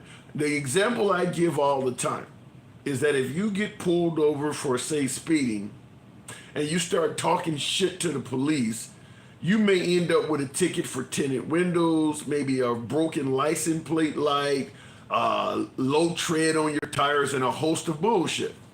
Only because you was talking shit to the police. That doesn't mean those are not legitimate violations. It just means that your talking shit made them decide to get real petty with you. But technically, legally, those actually are violations and they can give you tickets for them. I specifically, with the case of paying Stormy Daniels out of campaign funds, that's a talking shit ticket. That is him receiving that petty case because he is constantly talking shit about everybody. I do believe it's politically based. And I think if Trump was a well-spoken, pleasant person, similar to, say, Obama or George W. Bush, a personable guy, I don't think he'd be facing some of these things. However, what happened on January 6th is going to draw some legal consequences, period. Some of the things he did, he would still be charged, but I don't think it would be 91. I think that he would be facing a lot less issues. The documents case, for instance, if he hadn't just simply given the documents back, I don't think he would be facing this. I think it was, some of this stuff was just him having just the strongest ego. Fuck them, I can keep these are mine, I don't give a damn what they're saying. You even got one of his guys that worked in Mar-a-Lago now is basically turning state's evidence or working with the feds or whatever against them to suggest that Trump wanted to erase the surveillance tape. Some of this stuff is just simply Trump defending his ego and literally digging a hole for himself. But I do believe it's politicized. And like I said, if you're constantly fighting with the government, calling everybody names, like, okay, here's a perfect example. How many of you believe that if you went to court, doesn't matter what charge you're there for, anything from a speeding ticket to a murder charge, how many of you believe that if you were in court and you were talking shit about the judge, that you would walk out of court with a fair trial? Is there anybody who believes that you could talk shit about a judge that's overseeing your case and not face any consequences about that at all? So it's a really good chance that by the time this is done, even a judge is going to be politically motivated to go after Trump. You cannot go through life, and this is not something directed at only Trump or meant to bash Trump.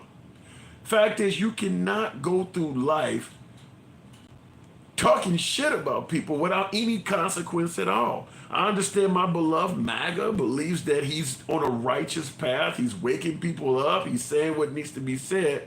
But what they don't seem to understand is there's consequences to that. There are consequences to making up nicknames about people who have risen to the highest levels of politics in this country. You think a sitting senator or a governor is going to just overlook you criticizing his family with no consequences at all? You think just because you can give us $2 gas, you can go and insult a general, and he's not going to do anything about that? People believe that kind of stuff. Going back to the box, Trump, I love the name. And somebody said in the comments, wow, you are the one to talk.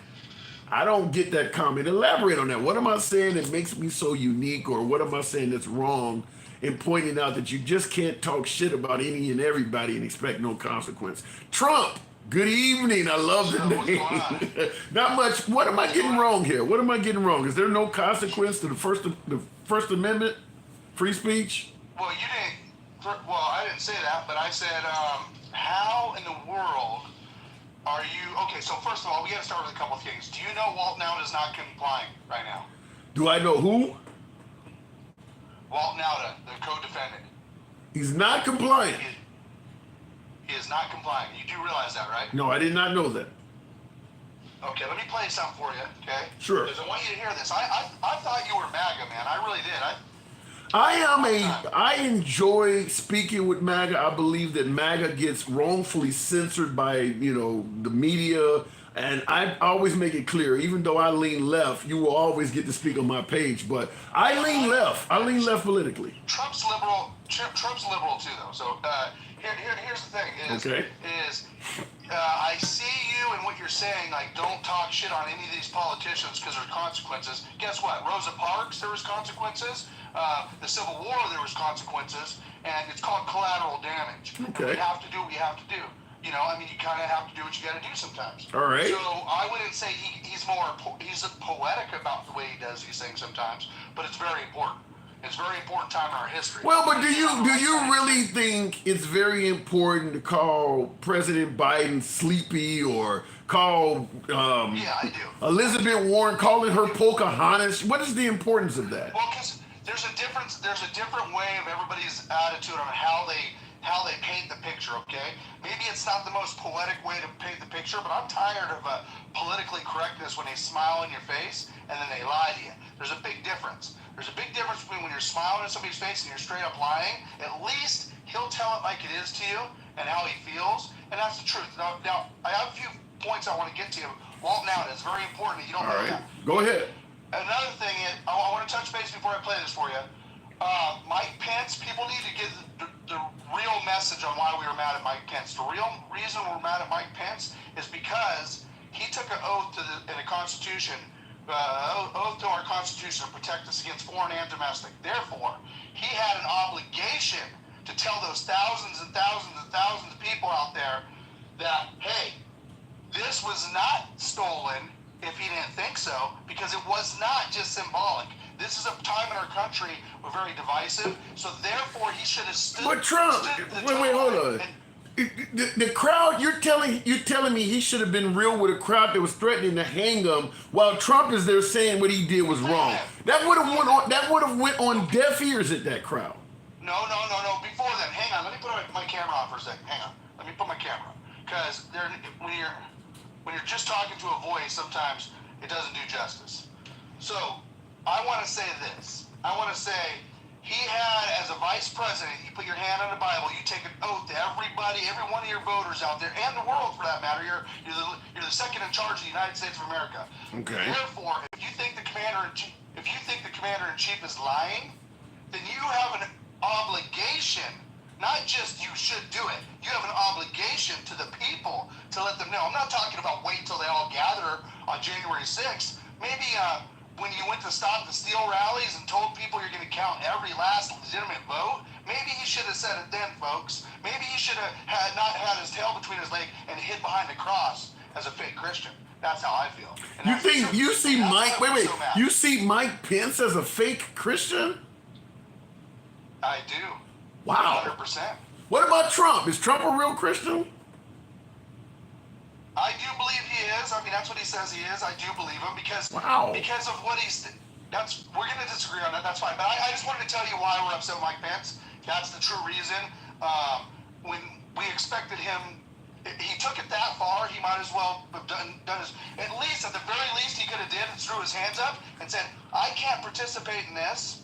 But do you? Do what you will with me. I get your point. I get your point that Mike Pence, in your opinion, should have came correct with the people. But does that one issue erase everything he did for Trump over 4 continuous years because he made that one error? You throw everything else out from? No, I don't throw everything else out. There's plenty of faults when he talked bad about McCain, you know, but McCain came out first, but that's not good. He's a human, okay? I'm just saying I respect him because he's a human, he's a sinner, all that good stuff, okay? What they paint us as, you know what? I put King MAGA behind me now, and I'm going to go flood his rallies with these King MAGA flags because it's going to go on CNN. Okay. You know, and I'm serious. We're going to give them away for free. Okay, and so here's the thing: is you have to do what's right, and what's right is not always popular. Okay, Rosa Parks did it. You know, we.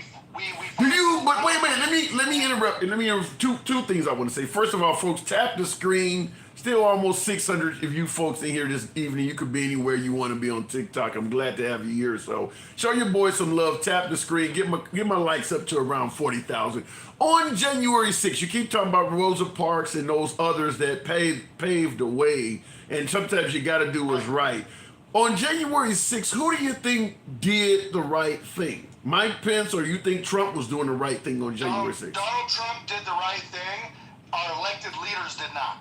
Okay? So that's what it was about that day. When we went that day, it was about the elected leadership doing the right thing. It was not about we're going to go overthrow the government. That's not what it was about. What were they here for? We're going to show.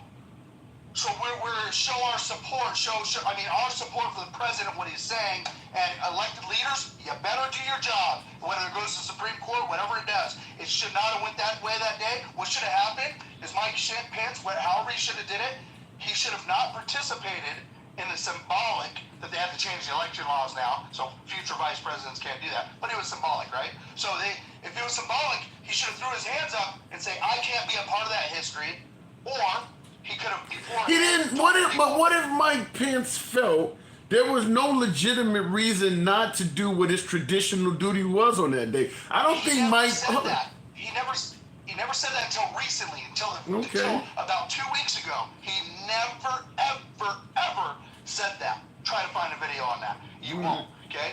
So you don't tucker your tail between your legs and second in command in the United States of America and say, well, folks, I'm just going to fold my hands up and I'm just going to go do what I'm supposed to do. So this is what we've always done. Even though he didn't say it, and It doesn't matter. okay, I get your point, but what I'm saying is, hold on, hang on. Even though he didn't say it, and you holding him accountable for not letting folks know, now that you know what he believed, do you think he himself made the right decision in not basically doing what Trump wanted, which was to refuse to certify the election? Do you think that even though he never said, I didn't believe it, so I didn't do it. He said, my lawyers, my legal advice, told me I couldn't do it. Okay, so should he have ignored his lawyers? So this is what in my opinion, this is what he should have did. He should have either announced it to the American people. Donald Trump's full of shit, you guys. I don't see this evidence, and I'm not going to participate in this. Or on January 6th, if his lawyers told him he couldn't reverse the election, he should have threw a Hail Mary in there and said, hey, I'm not going to participate in this. Why? Why should he do it? Why should he refuse to participate? You explain it, Mr. Handsome Liberal. Explain to me this. What would have happened if Mike Pence said, hey, I'm not participating in this. I'm not going to do this. Well, it's a part of procedure. It's not. But for what reason? I get your point. It's a procedure. What would have happened? Maybe nothing would have happened. But why would he do that? What's the purpose? He didn't believe he had a reason to do that. Why would he break tradition? I'm going to tell you what we thought was going to happen. Okay. We thought he was going to send it back. But even if he didn't send it back, he couldn't. If he didn't participate in it, they would have had to first of all, there's objections, and if he didn't participate in it, that's a part of our procedure. Procedure is a big part of our military. It's a big part of companies. It's a big part of OSHA, all kinds of things, okay? So this is a procedural ground that you would have disrupted, and the courts would have had to look at it. Hold up, what's going on here? This has never happened in American history. So he could have been on the right side of the law. But he don't believe that Trump is suggesting he won by a landslide. Mike Pence doesn't believe I know. that. But he didn't say that, did he? Until about He 2 didn't, weeks ago. hold on. You're holding a man accountable for not saying something. I get that. I'm saying though, in his mind, he didn't believe Trump won the election. So why would he do He stuff? had an obligation because he took an oath. Just like if Donald Trump lied to us, and he goes to court and he has no proof, Donald Trump's going to be held accountable, okay? But guess what? I believe he's got the proof, and we will see, my friend. We will see, okay? But I want you to know something. Walt Nauta is not complying with the government. I'm going to prove that to you right now. It's not very well known. It's on PBS. All right, let me hear it. Will Sharp. Most of the indictment against Trump is based on what Evan Corcoran told them. And what they did was they said, you tell us about this stuff, because when Donald Trump came to you and said, hey, they're going to bring charges against me of hanging on to stuff that's marked classified, they're going to accuse me of putting the nation in danger with what's called NDI, National Defense Information. What kind of legal defenses can we come up with? The U.S. Attorney, the DOJ, the Biden DOJ, has said, we're going to suggest that that was involving the lawyer in a further crime. Now, is that involving the lawyer in a Now, here's the question coming up. They're going to charge me with some crimes. I want to figure out the best defense. I don't think they had any right to talk to Evan Corcoran. Do you know what else they did, Larry? I'll tell you something else. Donald Trump's valet, I guess his body man, got indicted as well. His name is Walt Nauta.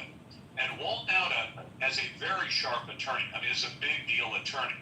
And this attorney is being considered for a major federal judgeship in Washington, D.C. Do you know what the Biden DOJ did? And this guy's already filed with the courts to say, these people from the DOJ threatened me. And they also said, you know, if your client cooperates with us, you might have an easier time getting that job as a judge. And it's not just me saying that. He filed paperwork in court to say that the Biden DOJ told him, Who is this? Who are we listening you to? have a better chance of getting that Sweet job as a judge in D.C. So, Walt Nauta's lawyer, okay? Walt Nauta's lawyer, his legal team, okay? Walt Nauta would not be putting a fight up against the DOJ, facing a life sentence at 40 years old, or 42, whatever he is, okay?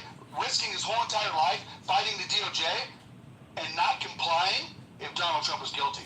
Okay? He ain't flipping, Rudy ain't flipping, 18 others ain't flipping. Just telling you, man, it ain't happening. Okay. This is the real shit. This is the real deal. All right, I do got to move it on, but I will tell you this: I would feel more confident with what you're saying if Trump wasn't facing a host of felonies in all these other places. I don't even if what you're saying is even if what you're saying is true there. Somewhere along the line, there's going to be people cooperating against Trump. He has to beat 91 different cases because all of this stuff comes with time. He could win everything in Fulton County like you're suggesting and lose elsewhere. He has a lot to beat. I've been right about everything. Gag order on Trump. Okay, they're going to charge him, and that's how he's going to prove his case. You can look back on my history, man. I've called it the whole time. You know what's going to happen? The people that are going to flip, it's not Mark Meadows, because he's already filed court paperwork saying that I want this dropped. This is not right. I want it in federal court, okay? Mark Meadows ain't complying. Rudy's not. Okay, so here's what I'm going to say. The lower level people that can't afford their lawyers, which Trump's not going to pay for all of them, when you're an innocent man, you can't do that. You can help your boys out a little bit, but you're not going to pay for everybody's fucking lawyer all the way to Gardner. Gardner's going to say, hey, man, I'm risking my whole life. I'm going to say, he ain't really flipping. I was going to say, he's spilling the beans about little talking shit here and there. He's not going to really have anything hardcore, but he's going to defend himself for some sort of to make him look guilty about stuff, but that's not going to get it done. It's just going to be propaganda for the news. You see, and that's what I'm calling right now. All right, we don't. I gotta move it on. We don't totally agree, but I do gotta move it on, man. One more. Quickly, go ahead. The left is going to go crazy because there's going to be a couple hung up juries, okay, and they're going to get dismissed, and this shit's going to stretch out, and they're just going to keep extending it, keep doing it. So go anyway, man. All right. Good luck with that. Never know. All right. Now, just being candid, I believe my last caller is incredibly optimistic. Is it possible what he's saying could happen? Maybe. But I would assume that some of these highly intelligent federal prosecutors like Jack Smith, I'm assuming he thought that Trump, I'm sure he planned on Trump trying to do many of the things that my last caller suggested. Listen, at the end of the day, you know, Trump is the Teflon Don. But beating 91 felonies from multiple different jurisdictions is no easy feat to accomplish. There's no way I feel as optimistic as my last caller where he's just going to be able to navigate through all of this stuff. Do I believe all 91 charges will stick on Trump? No. But beating 91 charges, if I'm a betting man, I'm going to probably pay about 5 to 1 that Trump is found guilty of something. And the problem is because they're all felonies, they all come with some punishment and time. That doesn't mean he can't be president still. Doesn't mean, you know, he's going to go to jail at all. But the notion that he's been charged with 91 different cases and every one of those he's either going to win or is going to be thrown out, like I said, 5 to 1 I'd pay on that. I just don't see the federal government doing that bad of a job. When you factor in that the feds, not talking about Fulton County, but the feds have a conviction rate of like 90, 95%. And they got like 70 something times to swing at you. They have a hit rate of about 95%, and they're going to take 70 plus swings at you, and they got to miss all of those. Look, I understand MAGA, Trump supporters do not want this guy convicted. They believe that the whole thing is a witch hunt, is bullshit. We can discuss that all day long, but the idea that none of these charges are going to land on Trump, none of them are going to be successful, I think that is incredibly optimistic. Now, my last caller was suggesting that one of the individuals is not going to flip on Trump. Problem is there's a lot of people that have the potential to flip on Trump, such as Attorney General Barr and Mike Pence, because Trump is suggesting that on January 6th, he truly thought he had won the election. Remember, he's claiming First Amendment free speech rights. I didn't have to be telling the truth about whether I won or not or any of that, but I have the First Amendment free speech right to say what I said. The government, on the other hand, is comparing it to yelling fire in a crowded theater. Well, if Trump is suggesting on January 6th he felt confident he won, he's entitled to that opinion.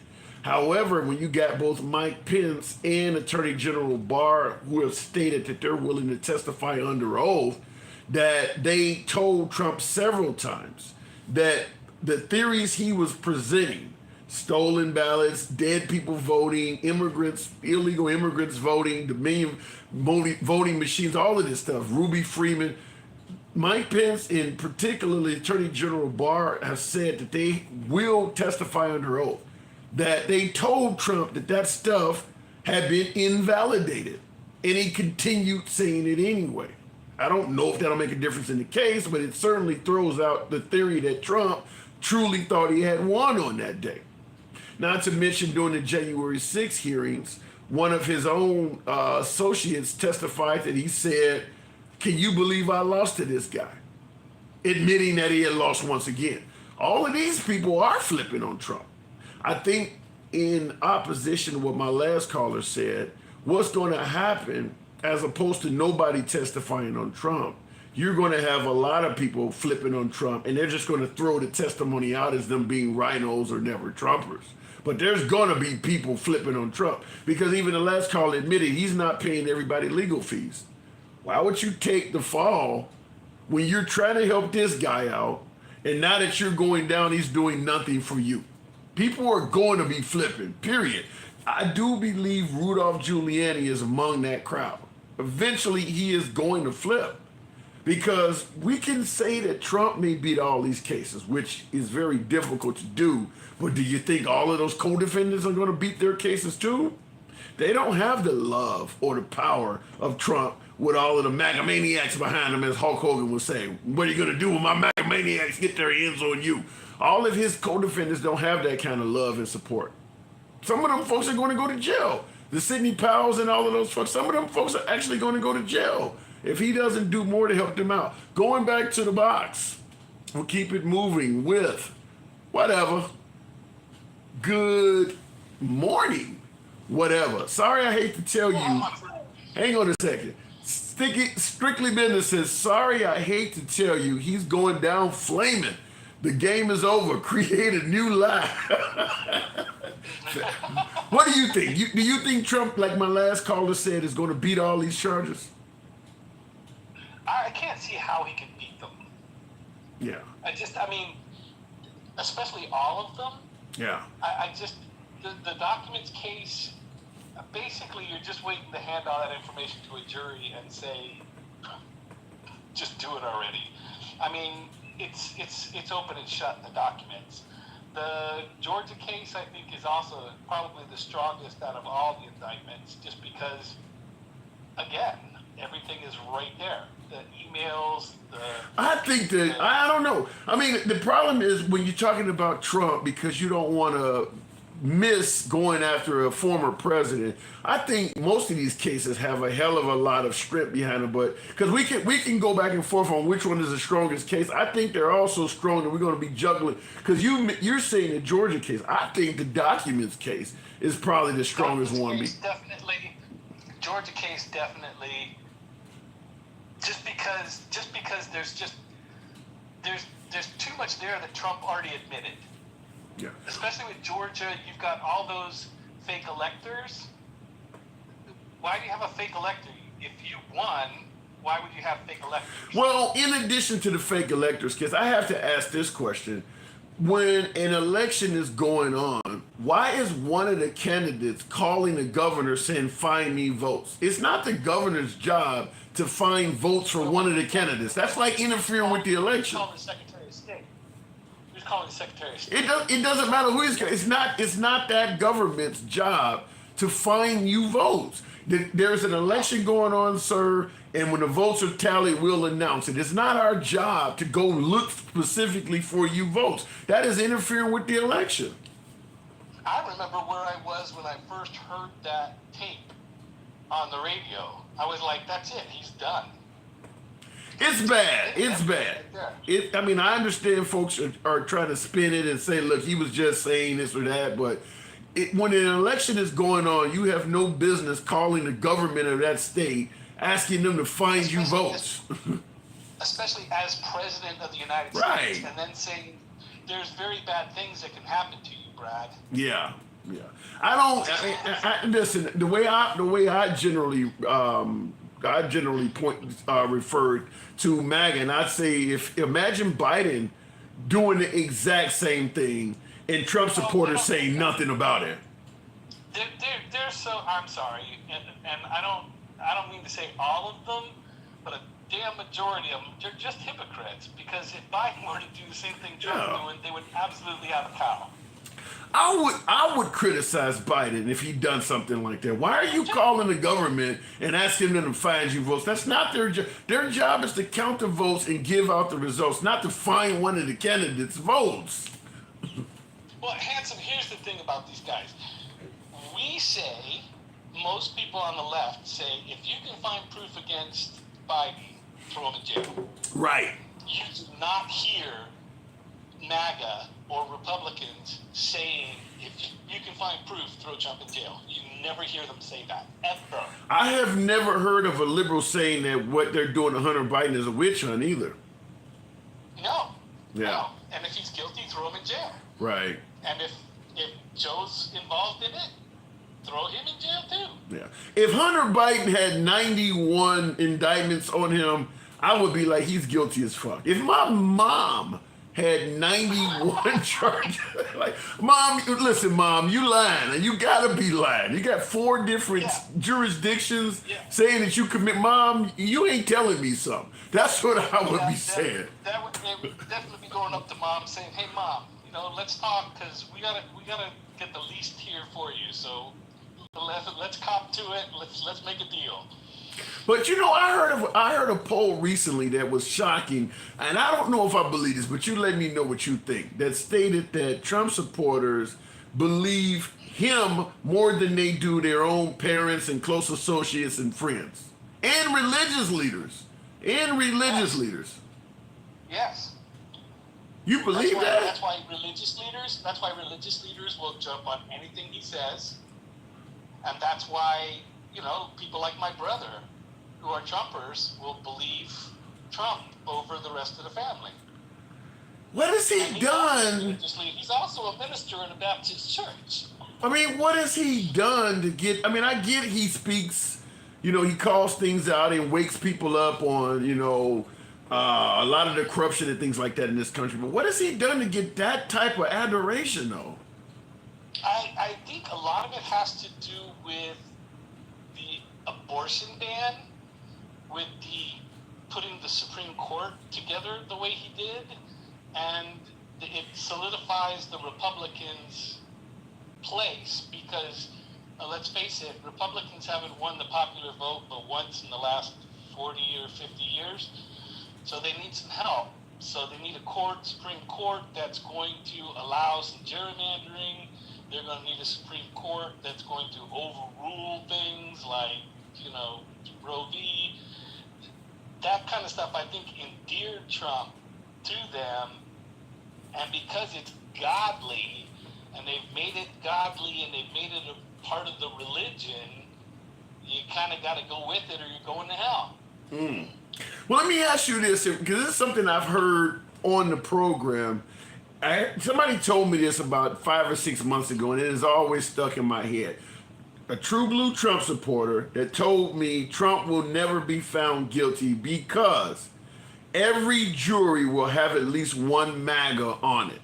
How do you view that? Is that possible that there's no way Trump could ever go down because every jury is going to have at least one MAGA serving on the jury? I mean, that's always possible, right? But, hopefully the lawyers know what they're doing and can get rid of those folks. I mean, both lawyers have so many that they can just say, absolutely not. And they also have the ability to talk them into admitting something, which a lot of MAGA people will, and sit there and say, nope, he's unfit.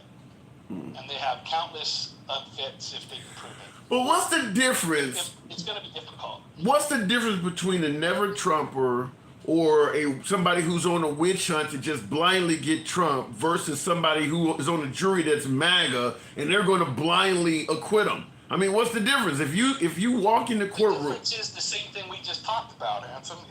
It's I will say if Biden's guilty, throw him in jail. They will not. They don't. And lawyers are smart. They know how to trap people by one question and then getting another question to get them to admit that, that's not true. So I think that's how you're going to keep MAGAs off the court because they say shit just right off the top of their head. And they're going to be able to sit there and say, no, he's biased. They'll know which one's MAGA. They'll know because lawyers are smart. They read juries. That's their job. All you got to do is start asking them. You start asking about the deep state or how you feel about George Soros. And you can. There are certainly some trigger words because. They're a little smarter than that. They'll go with policies or something. They'll do something smarter. I'm not a lawyer, so I don't know how they're going to do that, but they'll do it. Fair enough. Let me ask you this last one. I want to ask you this last one before I let you go because I suppose it's aimed at me, but how do you respond to this? Someone in the comments, Rufus Reddick 471 said, "You're black, so of course you believe Trump is guilty." Is this a case where you can tell, You're not one of Trump's blacks? I just had to ask. Yeah. You're not gonna get paid and wear the Blacks for Trump shirt in the background? No, I don't have one of those. but he did. Go. Maybe you gotta go write Trump and tell him that you want a Trump Blacks for Trump T-shirt and get paid to sit behind him on the stage. Fair enough. So I just wanted to make sure it wasn't just because I was black. All right, whatever. Appreciate you coming on. Love you, brother. Absolutely a pleasure. Good to have you on. By the way, folks, tap the screen. Get your boy up to 60,000. I can't believe almost, 540 something of you guys in here. I do appreciate that. I'm surprised. Apparently, a lot of us did watch the Republican debate. I actually took some notes. I'll go back to the box shortly, but some of the things they talked about, climate change, these are things that the liberal side of me took notes on. Climate change, abortion, crime. I want to talk about crime real quick. January 6th, I took down a note asking, did Mike Pence do the right thing? And the reason I asked that is because everyone on that stage, with the exception of Vivek Ramaswamy, which even MAGA believes is running for the running mate position of vice president, every other candidate on that stage stated that President or Vice President Mike Pence on January 6th did the right thing. All of them did. Ron DeSantis tried to avoid the question, but Brett Baier pushed him, and he even said, yes, Mike Pence did the right thing on January 6th. So that's interesting. The other issue I took out was helping Ukraine and teachers unions, which is another issue. I believe the way that Republicans are talking about getting rid of teachers unions is probably going to cost them a lot of votes from teachers.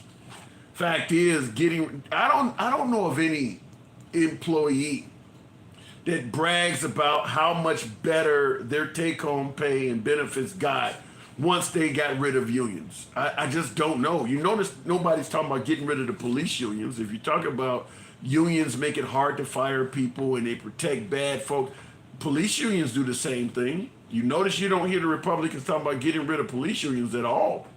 But they are talking about getting rid of teachers unions, and teachers already don't make much money. You get rid of their union, it's not going to get better for teachers. It's just not. It may get better for the city. You can get rid of some bad teachers, or you can stop bad teachers from hiding behind union benefits.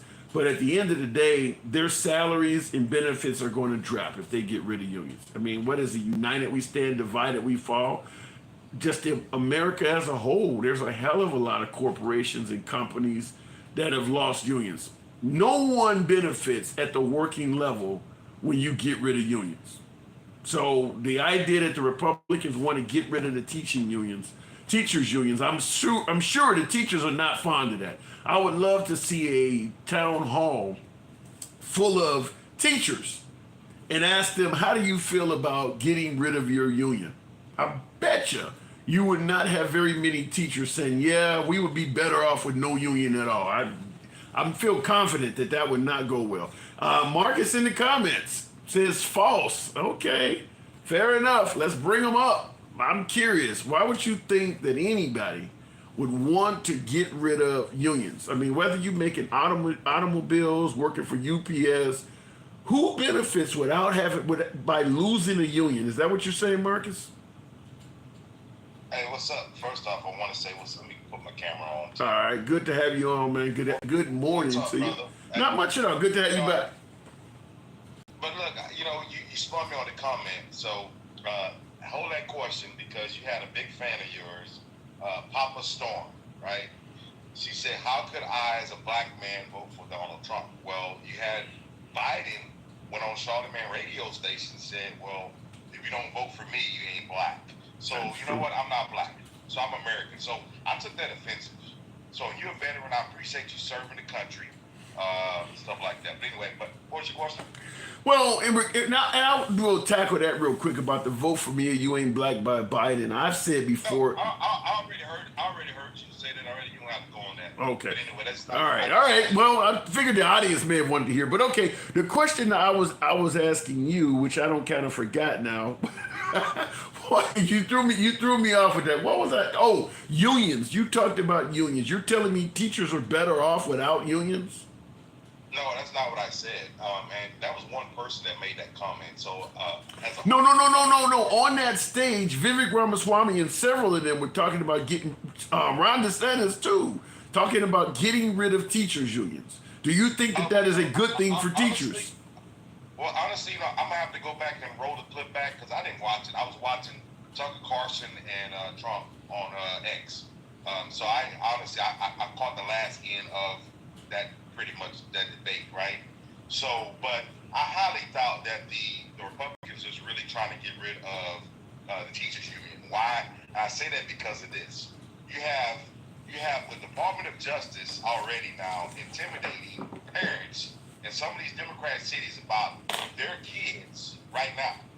So going over into the, genders changing and all that stuff, and you can look it up, I'll have the information up in front of me. Yeah, because I'm trying to see if I can find a clip about them stating they want to get rid of teachers unions, because that seems to be something that you're having trouble believing they would say. Well, I mean, here's the thing. I don't think Donald Trump, if he get president, will do that. Period. So that's not, I don't care. I didn't watch the debate. Honestly, I can't. Like I said, I came in on the last end of that debate. Like I said, I was watching Tucker Carlson and Trump interview or whatnot, and then after that was over, it was like about 45 minutes, and then I picked up the last end of the debate, and they was talking about, about what they was going to do for to become president and stuff like that. So I really didn't. I haven't really watching Fox. I mean, I like Hannity at night, but I really don't watch it, man. And so, but my thing is, like, to the other guy that was in here, and you know this, and I know this, Mike. I don't really, you said, you said just now that he's been charged with 99 in charges, and he got to be guilty, right? I didn't say he has to be guilty. I said, hold on. Just like when I use my mom as an example, I didn't say he has to be guilty. I said it's unlikely he's going to beat them all. Even if you're, like I said, even using my mom as an example, even if I believe she's 100% innocent, I don't believe you're going to walk away beating 90-something federal charges. I think that eventually you're going to be found guilty of something. Even if you didn't do it, that's just too much of a gauntlet to successfully navigate. But Tim, you and I both know. I mean, this is unprecedented. The first time you have one of the Republican frontrunners, which is leading by double digits against their Republican rivals, right? But this never been happened where a Democratic Department of Justice go after their competitive. I don't like that. Here's the problem with that. I mean, you don't like that, but I mean. No. Let me tell you why, though. It ain't about my personal. You might not like it, but that's what's going on, bro. No, it's not. No, it's not. Georgia, Hold on. Georgia, like they finna vote to remove her from office because they got some shit on her about because it's all politically motivated. Okay, let me say this. Let me tell you. Hold on, hang on. You're throwing a lot out. The reason why I say I don't like it is the notion that I understand it fits the agenda for Trump to suggest that it is him versus the liberals. So you keep him to say, as you just pointed out, they're trying to go after they're trying to go after the opposition. But the fact is, there's dozens of Republicans. It ain't just liberals. It's dozens of Republicans saying that guy is a criminal. Are you talking about the rhino Republicans? So Mike Pence is a rhino? Yeah, I mean, what other? What makes Mike Pence a rhino? What makes No, that's a trigger. That's a trigger because when we say rhinos, y'all automatically go on defensive. What other Republicans you saying? What other Republicans? Attorney General Barr. Barr, come on now. Barr honestly was a Trump guy in the beginning. He turned on Biden. Trump. Did he turn on Trump, or do he believe Trump genuinely did something wrong? He turned on him. He said he wanted to save his ass. Honestly, I really think that. Honestly, Barr is trying to save his ass from what? What I'm getting at is this, because Tim, I know you, bro, right? What I'm getting at is this. All I'm saying is I don't, I'm not into the more of the technicalities of Barr, but when it comes to what's going on now, and you know it, and a lot of people know it, they don't want to see Trump in office. But it's not just that's you are correct. They don't want to see Trump in office, but he's gonna expose that left party. He's been exposed a lot of people up there, bro. But see, you know what the thing of this for me, Tim? For me is, we talking about Trump and all this. Let's talk about unity. Let's talk about bringing people together. Do you wait? Hold on. Hang on. So you say let's talk about unity and bringing people together. Do you think that's the campaign that Trump is trying to run? That if he's reelected, he's going to focus on unity and bringing people together? That's the thing. I'm not talking about what Trump's saying. I'm talking about what I'm saying, right? But I tell you, Marcus, leadership works from the top down. It does. The people don't unify if the top is divisive. It works from the top down. If Trump is divisive, the people gonna be divisive too. First off, listen, Hanson Liberal, aka Tim, man, listen, bro. I'm in business, bro, and you're right. It does start. Leadership starts from your CEO down. I understand that what you're saying. So I'm not here to get a business lesson on leadership.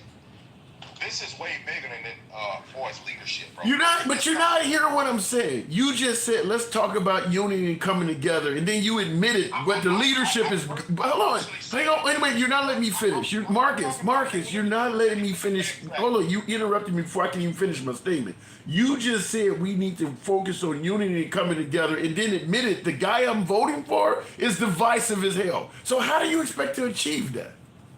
Okay, well, divisive as hell. Obama was divisive. That doesn't. What about ism doesn't answer the question? No, I mean, because you took what I said, Tim, and ran with it, right? I asked you a question. I was saying for me personally, I didn't say Trump because I support Trump. I'm not saying he's not trying to bring unity, which I really think he's trying to bring the people that want freedom of speech, people that want to be able to, because everything should be for the people. The people should have the right to vote, whatever the case may be. But the Democratic Party switch a lot of shit up, bro, and you know this too. Just like you say you're not big on, not to change the subject, just like you say you're not big on that community and all that agenda, right? It's the same thing they pushing.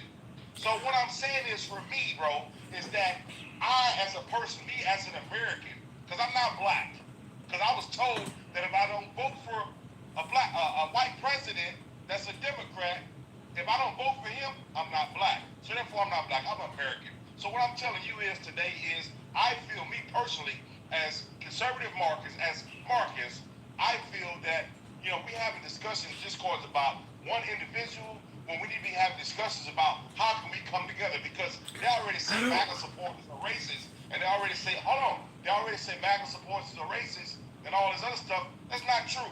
I've been around them since 2015. So all I'm saying is, for me personally, is that for me, my platform is coming together. Period. Okay, so let me respond to that. Marcus, you are covering way too much. I can't respond because you're covering so much in one statement.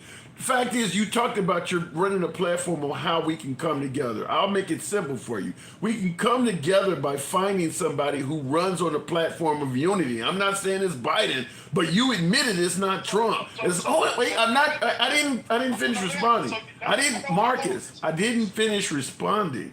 Until we find a leader that runs on unity, you're not going to get what you're suggesting. Go ahead. So do you think Biden and Kamala Harris ran on unity? I just answered that. I didn't hear you. I missed that. I said I'm not saying it's Biden, but you admitted it's not Trump. Biden ran on restoring the soul of this nation, and then he started talking about dark MAGA. So Biden is not being a unifying leader either.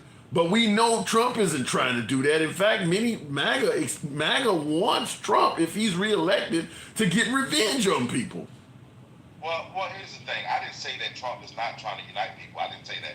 What I think Trump is, he is trying to. I think he is, because at the end of the day, it's like this here, bro. You know. Based on what? Based on, I mean, look at what did you go look at his platinum plan? That ain't got nothing to do with unifying people. You can give me $2 gas and still piss me off. Did you look up his platinum plan? No, but that ain't gonna. This guy only did one term. He had a black president for 8 years in office, bro. 8 years. 8 years. Trump y'all crucified this man. He only had one term. And he did everything, I'm gonna just say majority, I ain't gonna say everything. But he ran on everything he ran on, he did 90% of what he said he was. That's not true. Are you kidding? I'm not. Tell me what he didn't do. I said 90%. Let me respond to that. His signature. He say all. I said 90%. His signature campaign promises: repeal and replace Obamacare, build a wall, drain the swamp, term limits. He didn't accomplish any of that stuff. The signature promises, lock her up, none of that stuff came true. So when you're a big 90%. Obama solely ran on hope and change, right? Am Okay. I correct? He ran on hope and change as the first, what you call him, the African American president that ran in office. He talked about bringing hope and change to this country. What hope and change he brought to this country besides Obamacare? Okay, are we talking about Trump or Obama? I'm going back to Obama for right now. Okay. Because, I'm just asking. I never did get your take on this because I wasn't on the platform talking about Obama. So I'm just saying, what's the difference? What hope and change that Obama as a black man did for the black community or white community, Latino community, on hope and change? That's a good question. And here's the answer to that. I have never heard of a liberal suggest that Obama accomplished 90% of the things he had promised. You said that Trump accomplished 90%. I have never heard a Democrat say that about Obama. In fact, I've heard blacks say Obama didn't do enough for them. I've never heard them say that Obama accomplished 90% of the stuff he set out to accomplish. That's the difference. Yeah, but Tim, you and I both know, man. Honestly, we can go back and forth, and I respect you, Tim. We have different agreements and stuff like that. Overall, he is a good guy, and he truly is MAGA. He truly is MAGA because he's gonna wake up and smell the coffee one day. But listen, he's gonna be sat him. He gonna come on y'all, and he's gonna be like, "Hey, man, you know what? I messed up, but you know what? This is what I see." So, but look, Tim, I don't want to hold up the box, bro. I'm not like an AJ Rant Room or full service, bro. It's just that I just love coming saying my speech.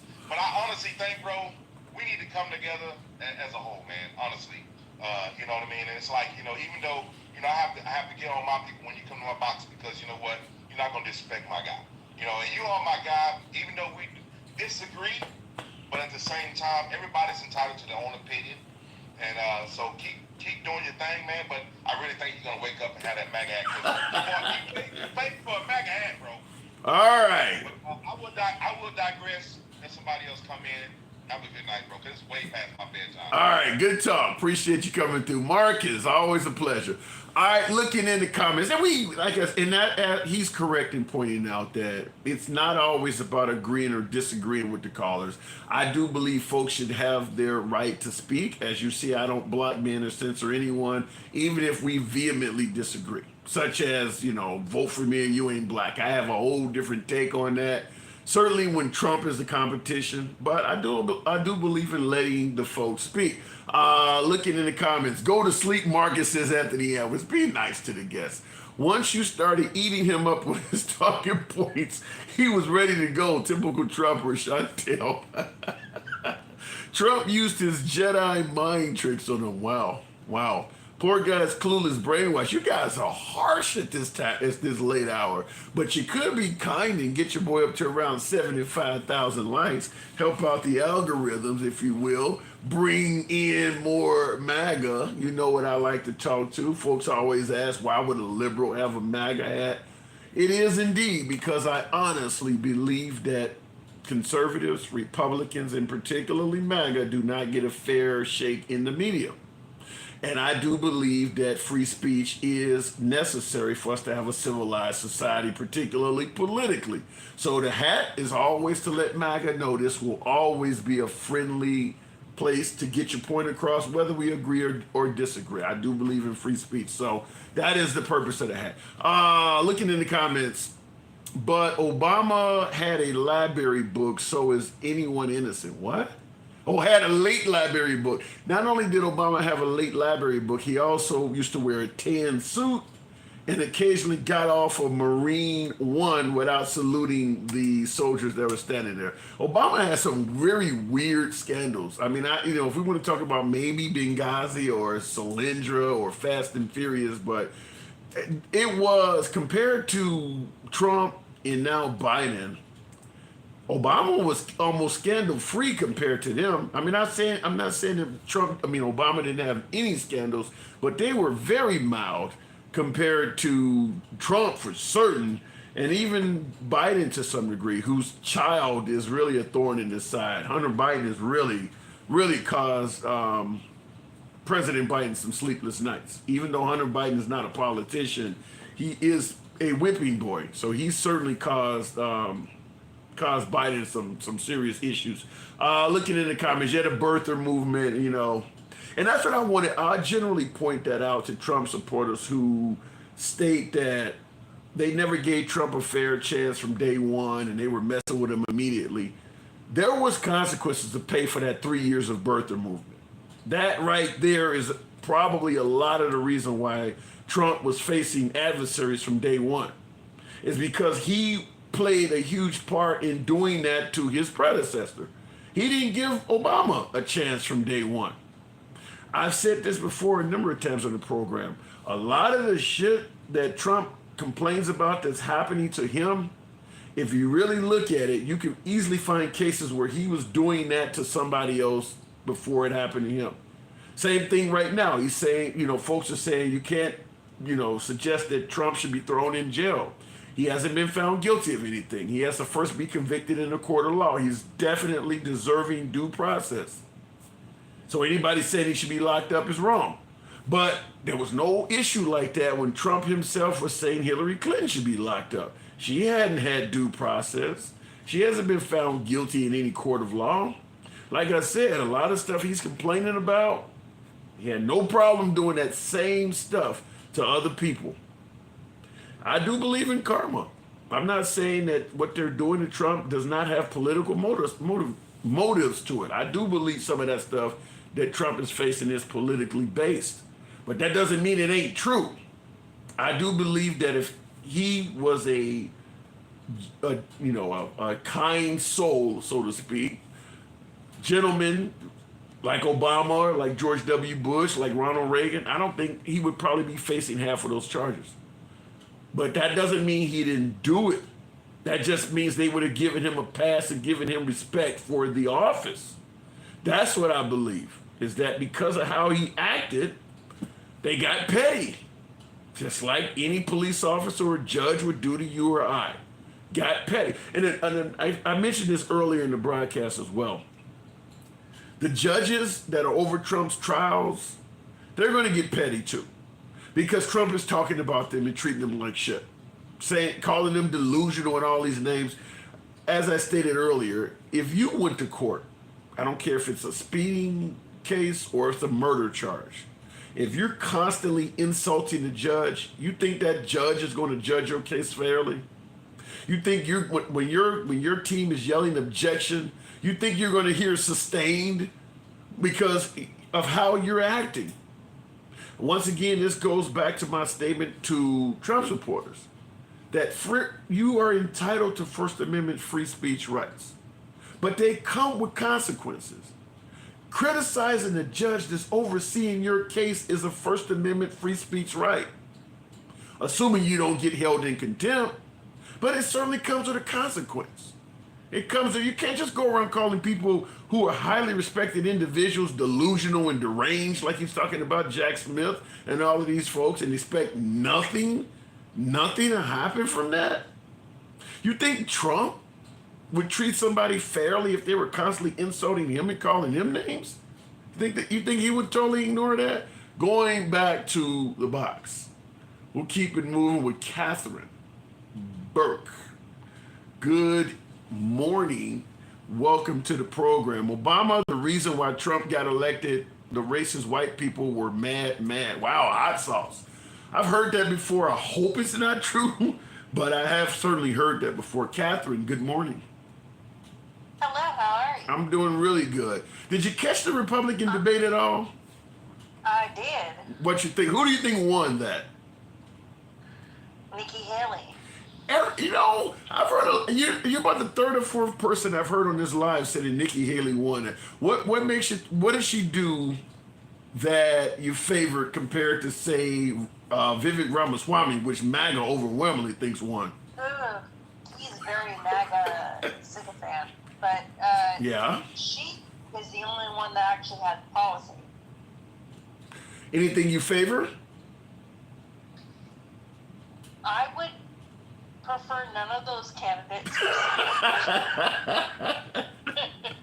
Well, I will say this. Even though I am, It wasn't hopeful. It wasn't hopeful for me. I mean, I tell everyone I was a Republican for 20 years.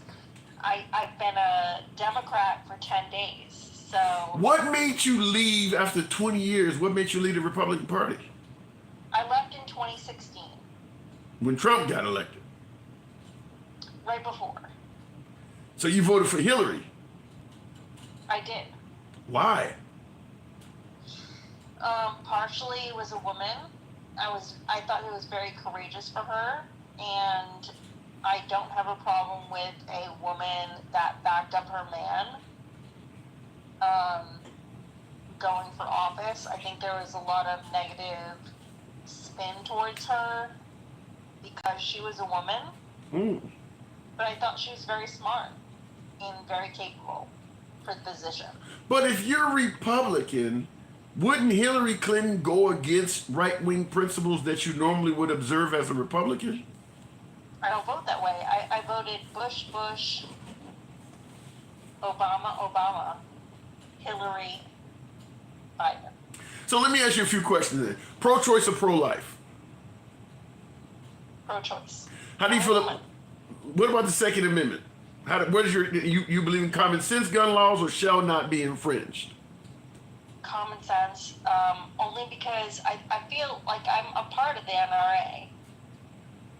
But I think the NRA has changed over the last 20 years. NRA used to be about education, and it's not about that anymore, and now it's about commercialism. So they're more about funding gun sales, where before it used to be about education. Any opinions on the LGBT community, specifically trans, in today's society? For sure. I grew up, I'm coming from my perspective, obviously. So my parents owned restaurants, and I spent my entire career not wanting to be in restaurants, so I went to retail. And both industries are full of LGBTQ as a majority. How do you feel about so you've been a fan of same-sex marriage before it was legal? You were okay with that? You know what? I'm not only okay with it, I don't care. As a human being, I believe that love is very hard to come by. So let me ask you this. Do you believe, because a lot of folks believe that being gay is a choice. Do you believe you can be born gay? 100%. You sound liberal. And the reason I asking you these questions is to see where you fall on the spectrum.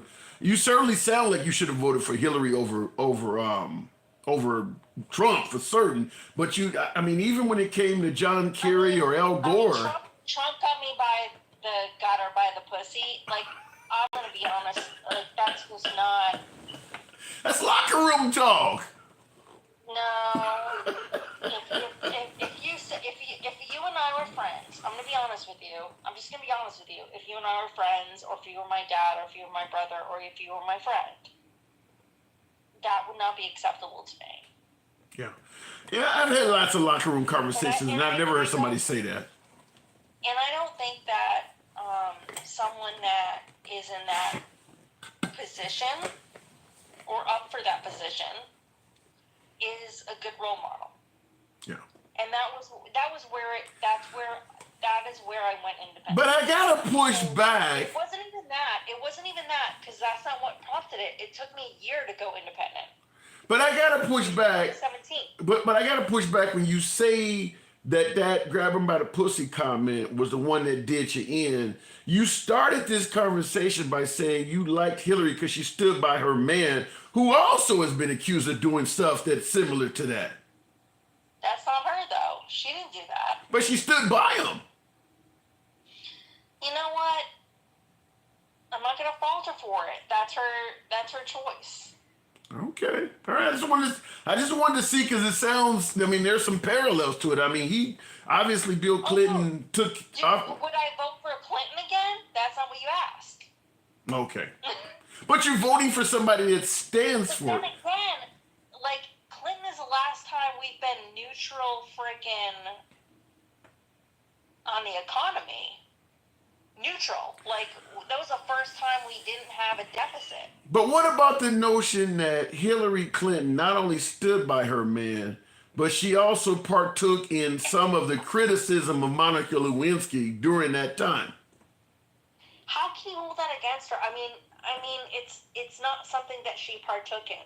It's a 21-year-old intern that is literally it's a power deficit. The man is taking advantage of it, so to speak, and the wife decides to attack the 21-year-old. I don't know, man. It's rough. Now, let me make it clear. I am truly a supporter of the Clintons. I'm just pointing it out because the way you talked about the grab her by the pussy, and I'm saying there's parallels. Monica Lewinsky, am I blaming Hillary Clinton? If she attacked Monica Lewinsky, she deserves some blame. No. If I'm Monica Lewinsky, do I think that I'm blaming Hillary Clinton?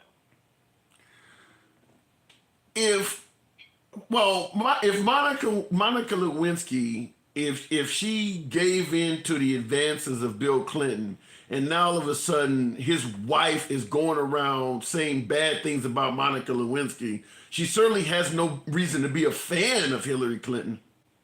She has zero reason to be a fan. Right. Monica Lewinsky. She has a reason to not. I'm saying Monica Lewinsky don't have a reason to be a fan of Hillary Clinton either. It ain't like Monica Lewinsky. If I could bet, I think Monica Lewinsky probably voted for fucking Hillary Clinton. Well, yeah, you're probably right. I mean, like I said, I'm a fan of the Clintons, but I'm just pointing it out because Bill Clinton. I'm not a fan of them. I'm not a fan by any means. I liked them. I'm just thinking about human behavior, and the whole thing about human behavior is that I'm super intuitive, and for Monica Lewinsky and Hillary Clinton, I think Hillary Clinton being a president, we wouldn't be in this position that we are today. We wouldn't be so divided.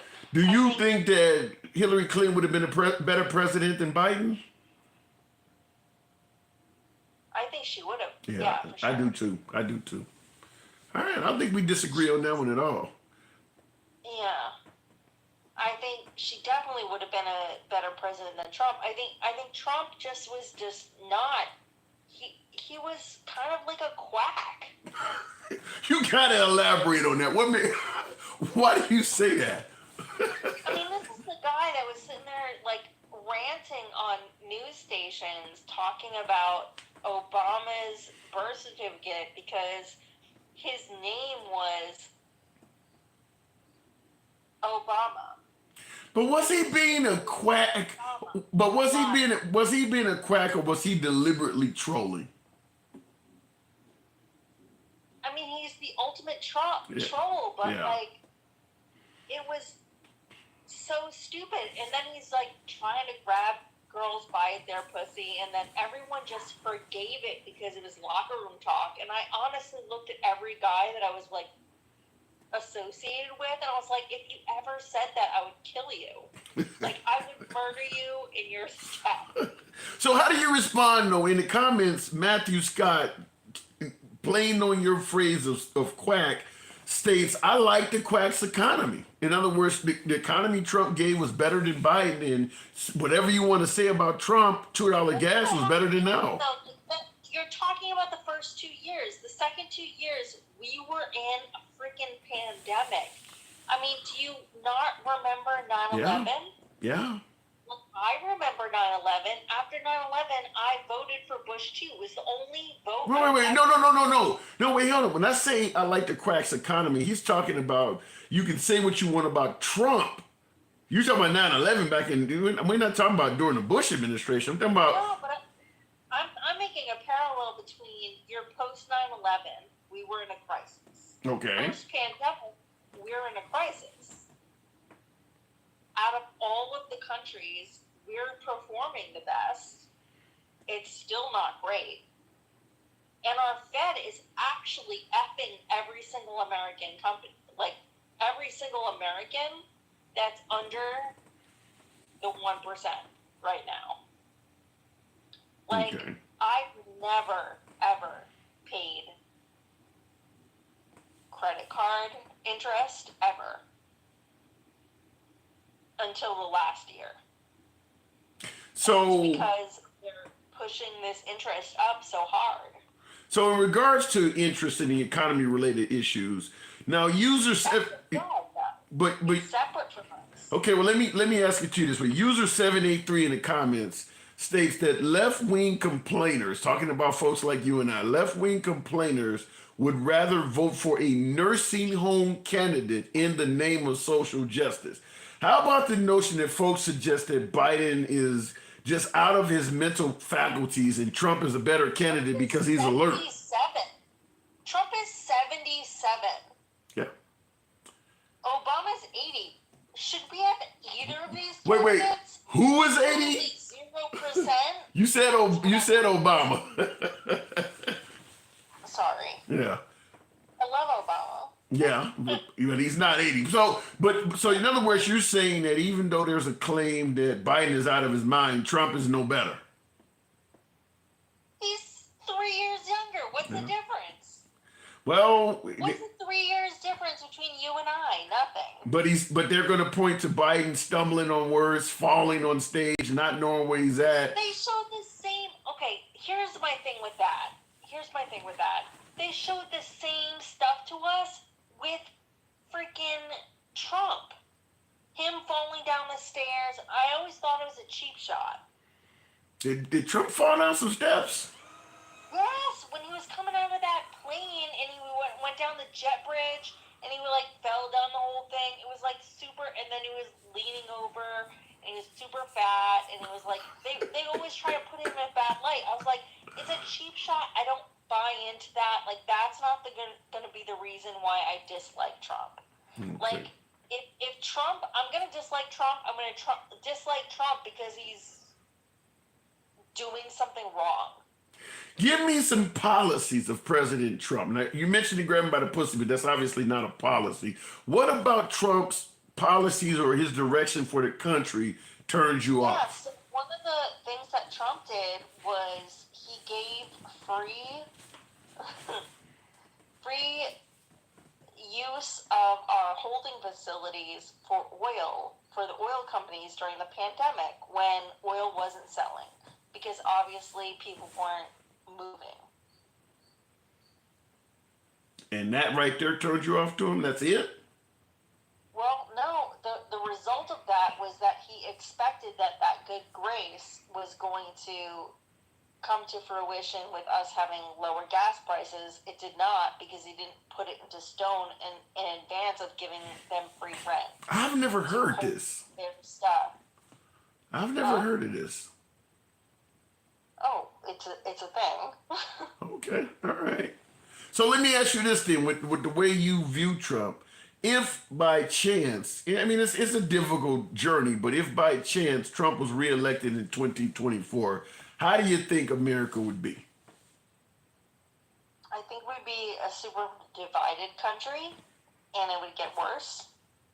I mean, we're pretty divided now, though, right? No, but he's really passionate about us being divided. Yeah. I don't disagree with that, and I've had a conversation with a lot of MAGA on the page on many lives, and they've even stated that not only is he divisive, but they hope he leads from a divisive measure so that he can stick it to the liberals. I think most Trump supporters want him to be vengeful if he's reelected. They want that. I haven't had cable since 2015. So anyone that's saying that I watch CNN in your comments is hilarious. You can watch that on YouTube, though. You can watch quite a bit of CNN on YouTube. Okay, so, but like... I get your point, though. I get your point. You're not watching. Anyone that's over the age of, like, under the age of 40 has not participated in the economy of cable news stations. Fair enough. Well, you could be, they talk about CNN, but in reality, if you really are leaning left, you're going to be watching stuff like the Young Turks and things like that.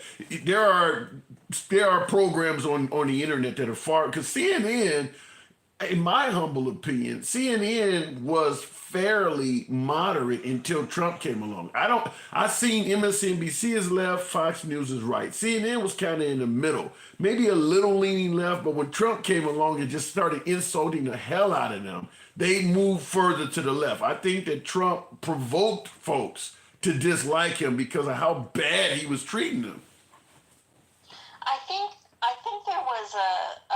there was some type of situation where within the last 20 years the duty for news to be accountable for itself Yeah. and fact check itself went away. Well, obviously with the Dominion voting machines with Fox, that pretty much is, yeah, with the Dominion voting machine. Right now is entertainment stations Yeah. in order to dodge any lawsuits that come about. It's all about the ratings. All right, Catherine, I do got to move it on. Appreciate it. It's our first time talking. Yeah, it is. Certainly a pleasure having you on. I generally am on Monday through Friday during the afternoon, but I wanted to get on here after the Republican debate. But yeah, anytime you see me on, certainly welcome back. Come on back through anytime.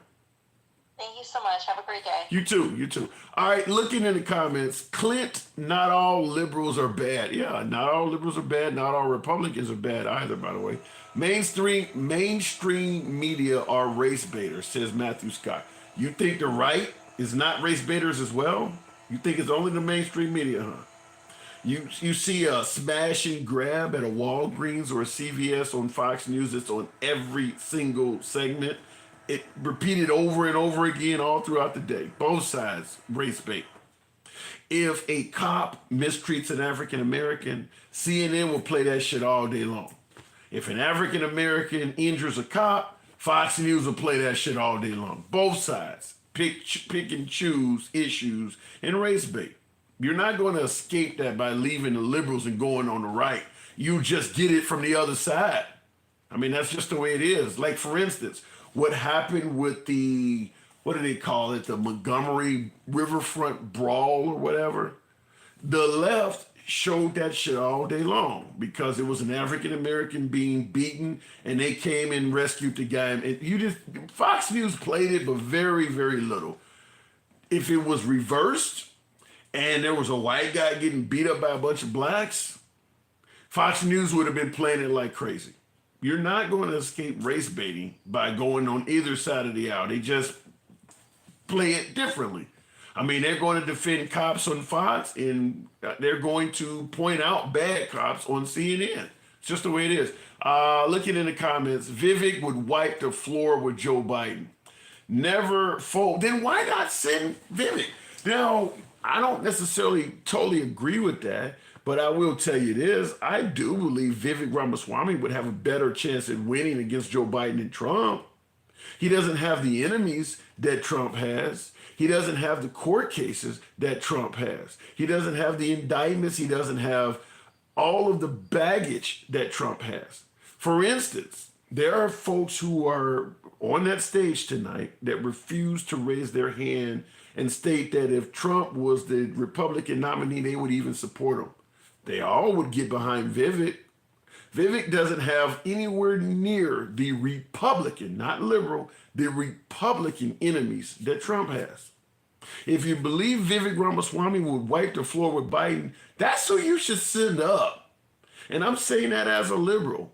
I'll say this over and over again till I'm damn black in the face because I'm too dark to turn blue. That with Biden's poll numbers being in the shitter the way they are, even the liberals are not huge fans of President Biden. A lot of Biden's votes are coming because folks hate Trump just that much. If the Republicans were smart, they would seize on the opportunity that the Democrats are sending up a weak candidate and pick somebody who is moderate that had a better chance of winning. But instead, the Republicans have chosen to put Trump up and make it a choice between the lesser of two evils.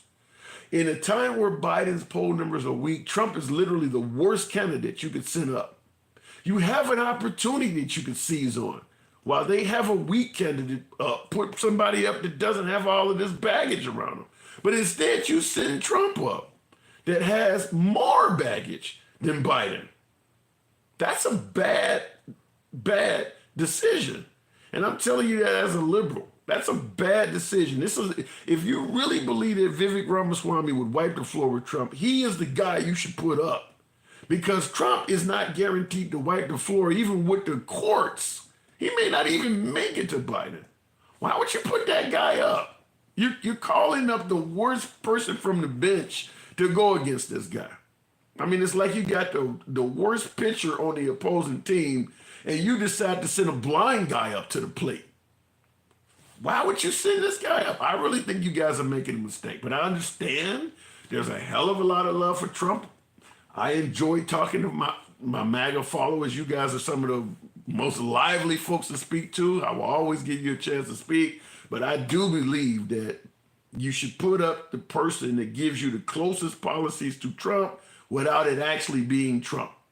Vivek Ramaswamy would be your guy. Looking in the comments, I like Swami, but we just can't let the left knock Trump up. Chris, that comment you just made, I love Vivek Ramaswamy, but we can't let the left knock Trump out. Remember what we told Democrats in the 2020 election? Don't vote based on emotion. Vote based on what you can get done. If you're only supporting Trump because you don't want to let the liberals win, isn't that voting based on emotion? If you really feel like you can get at least 90% of the policies you want out of Vivek Ramaswamy, but you're going to send Trump up because you don't want to let the liberals win, how is that not voting based on emotion? That sounds exactly like what folks on the right criticize the liberals for doing. You're not voting to win. You're voting on emotions. And unfortunately, it could cost you the whole election. Looking in the box will keep it moving. I really think that's a bad idea. And like I said, I'm a liberal telling you that. I think it's a bad idea to vote simply because you want to take revenge on the liberals as opposed to getting the $2 gas, the good economy, the projection of strength worldwide, protecting the sanctity of life, defending the Second Amendment. That's what you should be voting on. And this is what I said earlier in the live stream, that folks on the right have switched away from voting on Republican and conservative principles to simply following and defending Trump. Could be a bad outcome. Just understand that. The outcome could be bad because of that choice you're making. We'll keep it moving, though. I don't know what I've hit on there. Miles Morales. The liberals need to pay for the hell they cost Trump. Does the hell, hang on a second, Morales. If you believe the liberals need to pay for the hell they cost Trump, does the hell have to be delivered by Trump himself? What if Vivek Ramaswamy would do or deliver the hell you believe needs to be bestowed upon the liberals? Does it have to come by Trump? Maybe Trump is not in position to deliver it, whereas you might do better with Vivek Ramaswamy. Miles Morales, good morning. Hey, how are you today? I'm doing real good. Good to have you on. Did you catch the Republican national debate? I did not. I wanted to, but I was doing some other stuff, going through lives on here just to hear what's going on and what people are saying. So okay. I'm trying to get on both, like they say, on both sides. Well, did you hear my spiel in regards to Biden being a weak candidate and Republicans choosing probably their weakest candidate to make it a choice between the lesser of two evils when they could put up a more moderate and perhaps do Biden in? I think so too. I agree with you 100% because the problem is what they're gonna do is they're gonna shoot themselves in the foot.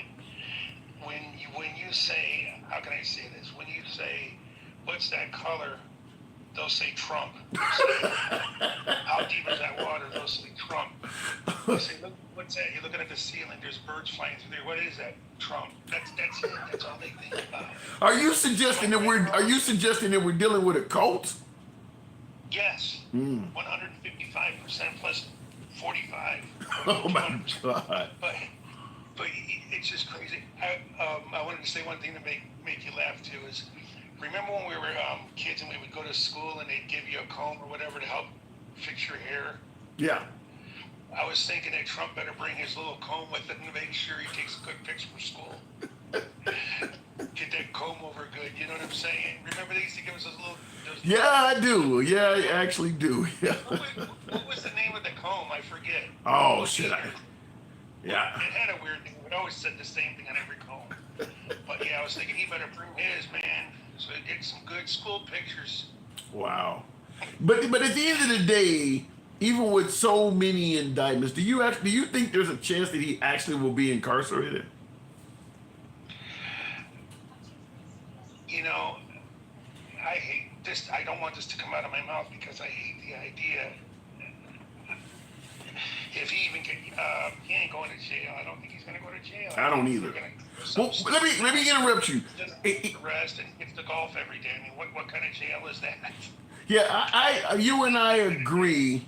You and I agree that he's not likely to do any time. But what about his cohorts, like in Fulton County, where they got 18 other people? Do you think all of them going to escape jail time too? No. No, I don't either. Yep. And that's when things like that happen, that makes me, they're like, nobody's above the law. Yes, somebody is above the law. Because if he doesn't see jail, he should be behind bars. If he is not behind bars, then he's above the law. And my 91 count indictments, 91. And this guy isn't going to go behind bars. Me and you do one and we're in trouble. Yeah. We would be in trouble for calling the judge delusional. Just the stuff he's done, you'd be in jail. You'd be on contempt charges right now, just from that stuff. You know what? This is another thing. Charlie Manson went to prison for life for this, almost the same thing that Trump has done. Yeah, he didn't actually do it. He inspired it. People got killed. Yep, he did. Yeah. It's unbelievable. It aggravates me to think about he could go through all that and be okay. So my thing is, if he doesn't go, they're going to probably give him something. He's probably going to get busted for something, and it's going to be like house arrest, or something to where he's able to golf on his golf course, not run for president or something stupid like that. But I will tell you, you are 100% right about that, about them taking a lesser person to win. They would have a better chance. Yeah, I would rather have, if I'm trying to reach 100% success, I would rather end up with 80% than 0. Let's say Vivek Ramaswamy was willing to give you 80% of what you wanted from Trump. That's better than losing by far. So, yeah, I absolutely believe that while we have a weak candidate who Biden is really surfing off of a hell of a lot of I hate Trump votes. If they put up a more moderate candidate, Biden could not count on getting those same votes. Because I've said this before when folks ask, well, do you think Biden got more votes than Obama and all of this shit? I say, no, I don't believe Biden got more votes than Obama. I believe Biden benefited off the I hate Trump votes. If the ballots were correct, you would have a spot on there for Biden, you had a spot on there for Trump, and you would have a spot on there that suggests that I don't like Biden, but I really hate Trump. And if folks were able to check that box, it would have millions of votes. But because there is no box that says I don't like Biden, but I really hate Trump, Biden gets those votes by default. But there is a I don't like Biden, but I really hate Trump vote out there that's worth millions of votes. Yep.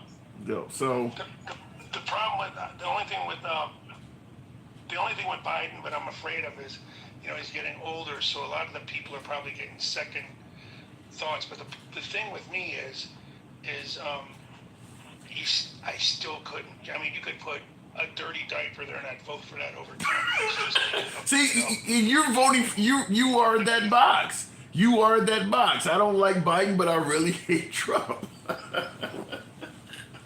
You represent that box saying you'd vote for a dirty diaper.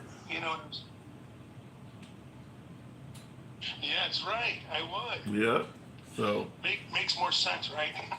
Well, like I said, there are millions of people voting that way. Trump is a very controversial, if not divisive, person that has a huge amount of unfavorability out there. So there's a lot of people like that, and that's what helps Biden, is that people are not voting for Biden; they're voting against Trump.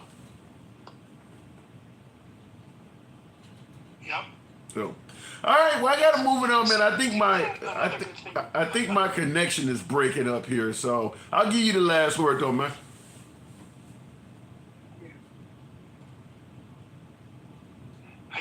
I'll say this real quick. I don't know if you'll be able to hear me, but I like Biden, but I think what really put Biden off was the fact that they figured we're going to get the same thing that we got from Obama. Well, we know that's not true now after 3 years. We know that no longer is true. Yeah, but when we went to vote, we did. True. Right? I agree with that. I do believe that people, yeah, I agree with that. So, all right, well, Obama made him shine. All right, man. Well, I'll let you go. Thanks for having me come up. I really appreciate it. Good I talk. watch you live all the time. So. Oh, thank you. Anyway, I'll let you go and you take care. Appreciate that. All right, unfortunately, it looks like I'm having some, it does look like I'm having some issues with my connection. So I do appreciate you folks tuning in.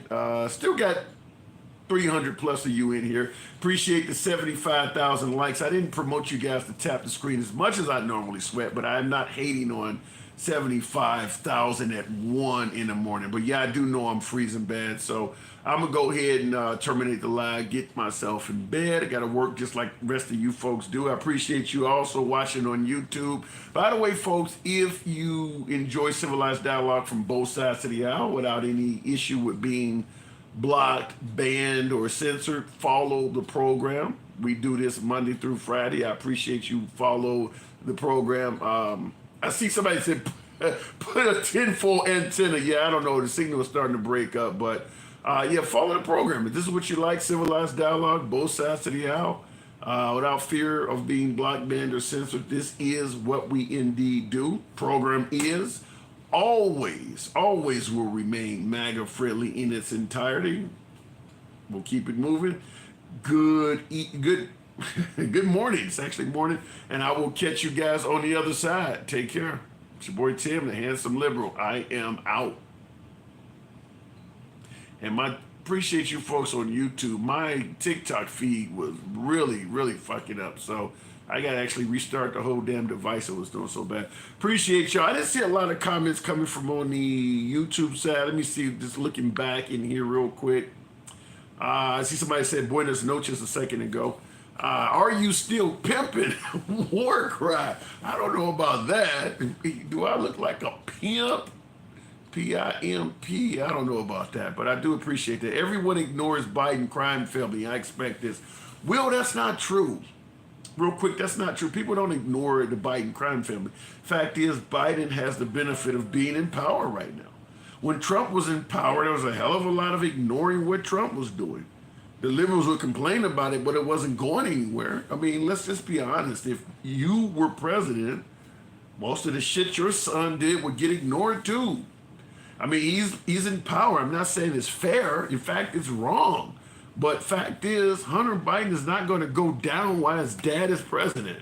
You wouldn't go down if your dad was president, and if you were president, you wouldn't let your son go down either. That's just how it works. That's a privilege of the job. You think Trump would let Eric or Don Jr. go down in flames if he actually had commander-in-chief, if he was actually the president? No. So we're not disagreeing with you on the notion that people are ignoring the charges being made against Biden. And I see your comment there, Will. You said, what did Trump's son do? He didn't do anything. I didn't say he didn't. I said if he did something. If Trump's son did commit a crime, do you think Trump would let him go down?